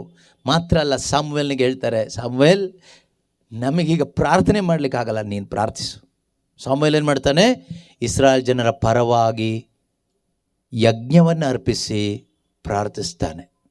ದೇವರು ಇಸ್ರಾಯೇಲ್ ಜನರಿಗೆ ಅಲ್ಲಿಂದ ಮುಂದಕ್ಕೆ ಸಾಮುವೇಲ್ನ ಸಮಯದಲ್ಲಿ ಸಂಪೂರ್ಣ ಜಯವನ್ನು ಕೊಟ್ಟರು. ಅದೇ ಫಿಲಿಸ್ಟಿಯರು ಮತ್ತೆ ಬಂದರು ಯುದ್ಧಕ್ಕೆ, ನಾವು ಅವ್ರನ್ನ ಎತ್ತು ಬಿಡ್ತೀವಿ ಅಂತ. ಆದರೆ ಪಶ್ಚಾತ್ತಾಪ ಪಡುವ ದೀನ ಮನದೊಂದಿಗೆ ನಾನಿದ್ದೇನೆ ಎಂದು ಹೇಳುವ ದೇವರು ಆ ಪಶ್ಚಾತ್ತಾಪ ಪಟ್ಟು ದೇವರ ಸಾನ್ನಿಧ್ಯವನ್ನು ಮತ್ತೆ ಹುಡುಕಿದಂತಹ ಆ ದೇವಜನರ ಮಧ್ಯದಲ್ಲಿ ದೇವರಿದ್ದರು. ಒಡಂಬಡಿಕೆ ಮಂಜೂಷ ವಾಪಸ್ ತಗೊಂಡು ಬಂದರು. ದೇವರ ಸಾನ್ನಿಧ್ಯ ಅವರಿಗೆ ಮತ್ತೆ ಸಿಕ್ತು. ದೇವರ ಶಕ್ತಿ ಸಹಾಯ ಅವರಿಗೆ ಸಿಕ್ತು. ಅವರು ಜಯಶಾಲಿಗಳಾದರು. ಯಾವ ಶತ್ರುವಿಗೆ ಮೊದಲು ಸೋತು ಹೋದರೋ ಅದೇ ಶತ್ರುವನ್ನು ಸೋಲಿಸಲಿಕ್ಕೆ ಅವರಿಗಾಯಿತು. ಯಾವ ಸೈತಾನ ನಿಮ್ಮನ್ನು ಸೋಲಿಸ್ತಾ ಬದುಕ್ತಾ ಇದ್ದಾನೋ, ಕೆಲಸ ಮಾಡ್ತಾ ಇದ್ದಾನೋ, ಅದೇ ಸೈತಾನನ್ನು ಸೋಲಿಸಲಿಕ್ಕೆ ನಿಮಗಾಗುತ್ತೆ. ಯಾವಾಗ ಗೊತ್ತಾ? ನೀವು ಪವಿತ್ರಾತ್ಮರಿಂದ ತುಂಬಲ್ಪಟ್ಟರೆ, ಪಶ್ಚಾತ್ತಾಪ ಪಟ್ಟರೆ, ಪಾಪಕ್ಕೆ ವಿಮುಖರಾದರೆ, ನಿನಗೂ ನಿನ್ನ ಕುಟುಂಬಕ್ಕೂ ವಿರುದ್ಧವಾಗಿ ಕಾರ್ಯ ಮಾಡುವ ಸೈತಾನನ ಎಲ್ಲ ಅಗ್ನಿ ಬಾಣಗಳನ್ನು ನಂದಿಸಲು ನೀನು ಶಕ್ತನಾಗ್ತೀಯ. ನಿನ್ನ ಬಲದಿಂದ ಅಲ್ಲ, ದೇವರಾತ್ಮನ ಬಲದಿಂದ. ನೋಡಿ, ಇಲ್ಲಿ ಒಂದು ಹೊಸ ಒಡಂಬಡಿಕೆ ಒಂದು ರಹಸ್ಯ ಇದೆ. ಏನಂದರೆ, ನಾವು ಹೊಸ ಒಡಂಬಡಿಕೆ ವಿಶ್ವಾಸಿಗಳು ಪಾಪಕ್ಕೆ ವಿಮುಖರಾಗಿ ಪಶ್ಚಾತ್ತಾಪ ಪಡುವಾಗ ಈ ಸಮುವೇಲ್ ಯಾರು? ಒಬ್ಬ ಯಾಜಕ. ನಮ್ಮ ಪರವಾಗಿ ಪಿತನ ಸನ್ನಿಧಿಯಲ್ಲಿ ಭಿನ್ನಯಿಸಲಿಕ್ಕೆ ಒಬ್ಬ ಯಾಜಕ ಇದ್ದಾನೆ. ಯಜ್ಞವನ್ನು ಅರ್ಪಿಸಿ ಅವನಲ್ಲಿ ಹೋಗಿದ್ದು. ಸಮುವೇಲನ ಒಂದು ಯಜ್ಞವನ್ನು ಅರ್ಪಿಸಿ ಇಸ್ರಾಯೇಲ್ ಜನರಿಗಾಗಿ ಪ್ರಾರ್ಥಿಸ್ತಾನೆ. ಅದೇ ರೀತಿಯಲ್ಲಿ ಯೇಸು ಕ್ರಿಸ್ತರು ತಮ್ಮನ್ನೇ ಒಂದು ಯಜ್ಞದ ಕುರಿಮರಿಯಾಗಿ ನಮ್ಮ ಪಾಪಗಳ ಪರಿಹಾರಕ್ಕಾಗಿ ತಮ್ಮ ಪ್ರಾಣವನ್ನು ಅರ್ಪಿಸಿ ರಕ್ತವನ್ನು ಚೆಲ್ಲಿ ಸ್ವರ್ಗದಲ್ಲಿ ಪಿತದೇವರ ಬಲಭಾಗದಲ್ಲಿ ಪ್ರಧಾನ ಯಾಜಕನಾಗಿ ನಮ್ಮ ಪರವಾಗಿ ಭಿನ್ನಯಿಸಲಿಕ್ಕಾಗಿ ಈಗ ಇದ್ದಾರೆ. ಪಶ್ಚಾತ್ತಾಪ ನಾವಿಲ್ಲಿ ಪಡುವಾಗ ಅಲ್ಲಿ ನಮಗೋಸ್ಕರ ಪ್ರಾರ್ಥಿಸುವ ಒಬ್ಬ ಸಮುವೇಲ್ ಇದ್ದಾನೆ. ಆತನ ಹೆಸರು, ಆ ಸಾಮುವೇಲನ ಹೆಸರು ಸಾಮುವೇಲ್ ಅಲ್ಲ, ಯೇಸು ಸ್ವಾಮಿ. ಅದಕ್ಕೆ ನಾನು ಹೇಳಿದ್ದು, ಹಳೆ ಒಡಂಬಡಿಕೆಯಲ್ಲಿ ಒಂದೊಂದು ನೆರಳುಗಳು. ಅರ್ಥ ಆಗ್ತಿದೆಯಾ? ಇದು ಇವತ್ತು ನೆರವೇರುತ್ತೆ. ಇದು ಇದ್ದಿದ್ದಕ್ಕೆ ನಮ್ಗೆ ಅರ್ಥ ಆಗುತ್ತೆ. ಯೇಸು ಏನು ಮಾಡ್ತಾ ಇದ್ದಾರೆ? ಪ್ರಧಾನ ಯಾಜಕನ ಸೇವೆಯನ್ನು ಅವರು ಮುಂದುವರಿಸ್ತಾ ಇದ್ದಾರೆ. ಯಾರಿಗಾಗಿ ಪ್ರಾರ್ಥಿಸ್ತಾ ಇದ್ದಾರೆ? ಯಾರಿಗೆಲ್ಲ ಮನೆಯಲ್ಲಿ ಅವರಿಗಾಗಿ ಬೇಗ ಮನೆ ಕಟ್ಕೊಡ್ಲಿ ಅಂತ ಅಲ್ಲಿ ಸ್ವರ್ಗದಲ್ಲಿದ್ದು ಪಿತದೇವನ ಬಲಪಾರ್ಶ್ವದಲ್ಲಿ ಪ್ರಾರ್ಥಿಸ್ತಾ ಇದ್ದಾರೆ ಅಂತ ತಿಳ್ಕೊಂಡಿದ್ದೀರಾ? ಖಂಡಿತವಾಗಲೂ ಇಲ್ಲ. ಆಯಿತಾ? ಖಂಡಿತವಾಗಲೂ ಇಲ್ಲ. ಅಥವಾ ಈ ಪ್ರಪಂಚದ ಯಾವ ಅವಶ್ಯಕತೆಗೂ ಅಲ್ಲ. ಯಾವ ರೀತಿಯಲ್ಲಿ ಈ ಹಳೆ ಒಡಂಬಡಿಕೆಯಲ್ಲಿ ಇಸ್ರಾಯೇಲ್ ಜನರ ಪರವಾಗಿ ಯಾಜಕರು ಪ್ರಾರ್ಥಿಸ್ತಾ ಇದ್ರೋ, ಅಥವಾ ಸಮುವೇಲ್ ಯಾಜಕನಾಗಿದ್ದು ದೇವರ ಸನ್ನಿಧಿಯಲ್ಲಿ ಪ್ರಾರ್ಥಿಸಿದಾಗ ದೇವರು ಆತನ ಪ್ರಾರ್ಥನೆಗೆ ಬೆಲೆ ಕೊಟ್ಟು ಇಸ್ರಾಯೇಲರಿಗೆ ಬೇಕಾದ ಸಹಾಯವನ್ನು ಸ್ವರ್ಗದಿಂದ ಕೊಟ್ಟರು. ಅದೇ ರೀತಿಯಲ್ಲಿ ಹೊಸ ಒಡಂಬಡಿಕೆಯಲ್ಲಿ ಒಬ್ಬ ದೇವರ ಮಗನು ಪಾಪ ಮಾಡಿದಾಗ, ದೇವರಿಗೆ ವಿರುದ್ಧವಾಗಿ ಹೋದಾಗ, ಅವನು ಮತ್ತೆ ಪಶ್ಚಾತ್ತಾಪದ ಹೃದಯದಿಂದ, ಅಪ್ಪ, ದೇವರಿಗೆ ವಿರುದ್ಧವಾಗಿ ನಾನು ಪಾಪ ಮಾಡಿದ್ದೀನಿ, ಅಪ್ಪ ನಿನಗೆ ವಿರುದ್ಧವಾಗಿ, ನನ್ನ ಸಹೋದರರಿಗೆ ವಿರುದ್ಧವಾಗಿ ನಾನು ಪಾಪ ಮಾಡಿದ್ದೇನೆ, ಈ ದೇಹದ ಮುಖಾಂತರ ಎಷ್ಟೋ ದುರಾಚಾರಗಳನ್ನ ಮಾಡಿದ್ದೇನೆ, ವಿಗ್ರಹಾರಾಧನೆ ಮಾಡಿದ್ದೇನೆ, ನನ್ನನ್ನು ಕ್ಷಮಿಸಿರಿ ಎಂದು ಪಶ್ಚಾತ್ತಾಪದ ದೀನ ಹೃದಯದಿಂದ ಬರುವಾಗ ನಮ್ಮ ಪರವಾಗಿ ಪಿತನ ಬಳಿಯಲ್ಲಿ ಭಿನ್ನಯಿಸಲಿಕ್ಕಾಗಿ ಒಬ್ಬರಿದ್ದಾರೆ. ಅವರೇ ನಮ್ಮ ಕರ್ತನಾದ ಯೇಸು ಕ್ರಿಸ್ತರು ಪ್ರಧಾನ ಯಾಜಕನಾಗಿ ಅಲ್ಲಿ ಪ್ರಾರ್ಥಿಸ್ತಾರೆ. ಆ ಪ್ರಾರ್ಥನೆಯ ಫಲ ನಮಗಿಲ್ಲಿ ಕ್ಷಮೆ ಸಿಗುತ್ತೆ. ಯೇಸು ಸುರಿಸಿದ ಆ ರಕ್ತ ಇವತ್ತು ನಮ್ಮನ್ನು ತೊಳೆಯುತ್ತೆ. ನೋಡಿ, ಹಾಗೆ ನಾವು ಆ ನಿಲುವಂಗಿಯನ್ನು ಶುಭ್ರವಾಗಿ ಇಟ್ಕೊಂಡು ಬದುಕೋದಾದರೆ ಜೀವ ವೃಕ್ಷದ ಫಲ ಸಿಗುತ್ತೆ, ನಿತ್ಯ ಜೀವ ನಮಗೆ ಸಿಗುತ್ತೆ, ಅಮರ ಜೀವ ಸಿಗುತ್ತೆ. ಇದಕ್ಕಾಗಿ ನಾವು ಬದುಕೋಣ. ಇದಕ್ಕಾಗಿ ಪ್ರತಿದಿನ ನಾವು ದೇವರನ್ನೇ ಹುಡುಕ್ತಾ ಬದುಕೋಣ. ಹೃದಯ ಅವ್ರ ಕಡೆಗೆ ಪ್ರಾರ್ಥಿಸೋಣ. ಕಣ್ಣುಗಳನ್ನು ಮುಚ್ಚಿ ಒಂದು ಕ್ಷಣ ಕೇಳಿಸಿಕೊಂಡಂತಹ ವಚನ ಭಾಗವನ್ನು ನಮ್ಮ ಹೃದಯದಲ್ಲಿ ತಂದುಕೊಳ್ಳೋಣ. ದೇವರು ಆರಿಸಿಕೊಂಡ ದೇವರ ಸ್ವಂತ ಜನ ಇಸ್ರಾಯೇಲ್ ಜನರು ಯಾವ ರೀತಿಯಲ್ಲಿ ಅವರು ಮರಣವನ್ನು ತಂದುಕೊಂಡರು. ಅವರ ಯೌವನಸ್ಥರು ಸತ್ತೋದರು, ಅವರ ಕುಟುಂಬಸ್ಥರು ಸತ್ತೋದರು, ಅವರನ್ನು ನಡೆಸ್ತಾ ಇದ್ದಂಥವರು ಸತ್ತೋದರು, ಅವರ ಜೊತೆಯಲ್ಲಿದ್ದಂಥ ದೇವರ ಸಾನ್ನಿಧ್ಯ ಅವರು ಕಳ್ಕೊಂಡ್ರು, ಶತ್ರುವಿನ ವಶವಾದರು. ಈ ಒಂದು ಮಹಾ ದುರಂತ ನಮ್ಮಲ್ಲಿ ಸಂಭವಿಸಬಾರದು. ಇದು ಆದಿ ಸಭೆಯಲ್ಲಿ ಸಂಭವಿಸಿದೆ. ಅನೇಕ ಕ್ರೈಸ್ತ ಸಭೆಗಳಲ್ಲಿ ಇಂದು ಸಂಭವಿಸ್ತಾ ಇದೆ. ಒಂದು ವೇಳೆ ಅದು ನಿನ್ನ ಕುಟುಂಬದಲ್ಲಿ, ನಿನ್ನ ಜೀವಿತದಲ್ಲಿ ಸಂಭವಿಸ್ತಾ ಇರೋದಾದ್ರೆ, ಇವತ್ತು ದೇವರಾತ್ಮರು ವಾಕ್ಯದ ಮುಖಾಂತರ ನನ್ನನ್ನು, ನಿಮ್ಮನ್ನು, ನಮ್ಮೊಬ್ಬೊಬ್ಬರನ್ನ ಆಲಿಸುತ್ತಿರುವ ಪ್ರತಿಯೊಬ್ಬರನ್ನ ಎಚ್ಚರಿಸ್ತಾ ಇದ್ದಾರೆ. ನಾನು ನಿಮ್ಮನ್ನು ಪ್ರೀತಿಸುವ ದೇವರು, ನಾನು ಬಂದಿರುವುದು ನಿನ್ನನ್ನು ರಕ್ಷಣೆ ಮಾಡುವುದಕ್ಕಾಗಿ. ಆದರೆ ನೀನು ಪಶ್ಚಾತ್ತಾಪ ಪಡದೆ ಹೋದರೆ,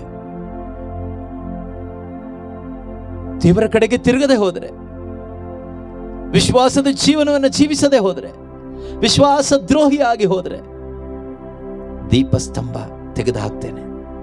ದೇವರ ಸಾನ್ನಿಧ್ಯ ನಷ್ಟಪಡಿಸ್ಕೊಳ್ತೇವೆ. ಆ ಜೀವ ವೃಕ್ಷದ ಹಣ್ಣು ನಮಗೆ ನಷ್ಟವಾಗ್ತದೆ. ಪ್ರಿಯರೇ, ಒಳ್ಳೆಯ ಮಾನಸಾಂತರ ನಮ್ಮಲ್ಲಿ ಉಂಟಾಗಲಿ. ಈ ಸಮಯದಲ್ಲಿ ಪವಿತ್ರಾತ್ಮರೇ ನಮಗೆ ಸಹಾಯ ಮಾಡಿ. ಯೇಸುವೇ, ನಮ್ಮ ಪರವಾಗಿ ಪಿತನ ಬಳಿಯಲ್ಲಿ ಭಿನ್ನಯಿಸುತ್ತಿರುವ ಮಹಾಯಾಜಕನು, ಎಷ್ಟೋ ಬಾರಿ ನಿಮಗೆ ವಿರುದ್ಧವಾಗಿ ನಾವು ನಡ್ಕೊಂಡಿದ್ದೇವೆ ಸ್ವಾಮಿ. ನೀವು ನಮ್ಮ ದೇವರಾಗಿದ್ದರು, ರಕ್ಷಕನಾಗಿದ್ದರು, ಅದಕ್ಕೆ ಸಲ್ಲತಕ್ಕ ಗೌರವವನ್ನು ಸಲ್ಲಿಸದೆ ಮೂಕ ವಿಗ್ರಹಗಳನ್ನು ಇಟ್ಟು ಪೂಜಿಸ್ತಾ ಇದ್ದೇವೆ ಸ್ವಾಮಿ. ನಮ್ಮ ಮನಸ್ಸಿನಲ್ಲಿ ಎಷ್ಟೋ ಲೋಕದ ವಿಗ್ರಹಗಳನ್ನ ಇಟ್ಕೊಂಡು ಬದುಕ್ತಾ ಇದ್ದೇವಪ್ಪ. ಈ ದೇಹವನ್ನು ಲೋಕಕ್ಕಾಗಿ, ಸ್ವಾರ್ಥಕ್ಕಾಗಿ, ಸ್ವಮಹಿಮೆಗಾಗಿ ನಾನು ಉಪಯೋಗಿಸಿದ್ದೇನೆ ಕರ್ತನೆ. ನನ್ನನ್ನು ಕ್ಷಮಿಸಿರಿ ಅಪ್ಪ. ಇನ್ನು ಮುಂದೆ ಈ ದೇಹದ ಮುಖಾಂತರ ಕರ್ತನಾದ ಯೇಸುವೆ, ನಿನಗೆ ಮಾತ್ರ ಮಹಿಮೆ ಉಂಟಾಗಲು ಬೇಕಾದ ಒಂದು ಅಭಿಷೇಕದಿಂದ ನನ್ನನ್ನು ತುಂಬಿಸಿರಿ ಅಪ್ಪ. ದುಂದುಗಾರ ಮಗ ಮರಳಿ ಬಂದಾಗ ಆತನ ತಂದೆ ದೂರದಿಂದಲೇ ಓಡಿ ಹೋಗಿ ಆತನನ್ನು ತಬ್ಬಿಕೊಂಡ, ಮುತ್ತಿಟ್ಟು ಸ್ವಾಗತಿಸಿದ, ತಳ್ಳಿ ಹಾಕಲಿಲ್ಲ. ಆ ಪರಲೋಕ ತಂದೆ ಇವತ್ತು ನಮ್ಮನ್ನು ತಳ್ಳಿ ಬಿಡೋದಿಲ್ಲ. ಯಾರೆಲ್ಲ ಪಶ್ಚಾತ್ತಾಪ ಪಟ್ಟು, ಅಪ್ಪ ನಾನು ನಿಮಗೆ ವಿರುದ್ಧವಾಗಿ ಹೋಗಿದ್ದೇನಪ್ಪ, ದೇವರಿಗೂ ಮನುಷ್ಯನಿಗೂ ವಿರುದ್ಧವಾಗಿ, ನಿನ್ನ ಆಜ್ಞೆಗಳಿಗೆ ವಿರುದ್ಧವಾಗಿ, ನಿನ್ನ ಪವಿತ್ರಾತ್ಮನಿಗೆ ವಿರುದ್ಧವಾಗಿ, ನಿನ್ನ ಆಲಯವಾದ ಈ ದೇಹಕ್ಕೆ ವಿರುದ್ಧವಾಗಿ ನಾನು ನಡ್ಕೊಂಡಿದ್ದೀನಿ ಸ್ವಾಮಿ. I am sorry. ನನ್ನನ್ನು ಕ್ಷಮಿಸಿರಿ ಎಂದು ದೀನ ಹೃದಯದಿಂದ ಮರಳಿ ಬರುವಾಗ ತಳ್ಳಿ ಬಿಡುವ ದೇವರಲ್ಲ ನಮ್ಮ ದೇವರು. ಪಶ್ಚಾತ್ತಾಪ ಪಡುವ ಪ್ರತಿಯೊಬ್ಬರನ್ನ ಪ್ರೀತಿಯಿಂದ ತಬ್ಬಿಕೊಳ್ಳುವಂತಹ ಒಳ್ಳೆಯ ತಂದೆ. ಪ್ರಾರ್ಥಿಸುವವರನ್ನ ತಬ್ಬಿಕೊಳ್ಳಲ್ಲ ದೇವರು, ಪಶ್ಚಾತ್ತಾಪ ಪಡುವವರನ್ನ ತಬ್ಬಿಕೊಳ್ತಾರೆ. ಏಕೆಂದ್ರೆ ಪ್ರಾರ್ಥನೆ ಮಾಡ್ಲಿಕ್ಕೆ ದೇವಾಲಯಕ್ಕೆ ಇಬ್ರು ಹೋದ್ರು. ಒಬ್ಬ ಫರಿಸಾಯ, ಒಬ್ಬ ಸುಂಕ ವಸೂಲಿ. ಅವ ಫರಿಸಾಯ ಕಾಣಿಕೆ ಹಾಕಿದ, ದಶಾಂಶ ಕೊಟ್ಟ, ಪ್ರಾರ್ಥನೆ ಮಾಡಿದ, ದೇವರು ಅವನನ್ನು ತಬ್ಬಿಕೊಳ್ಳಿಲ್ಲ.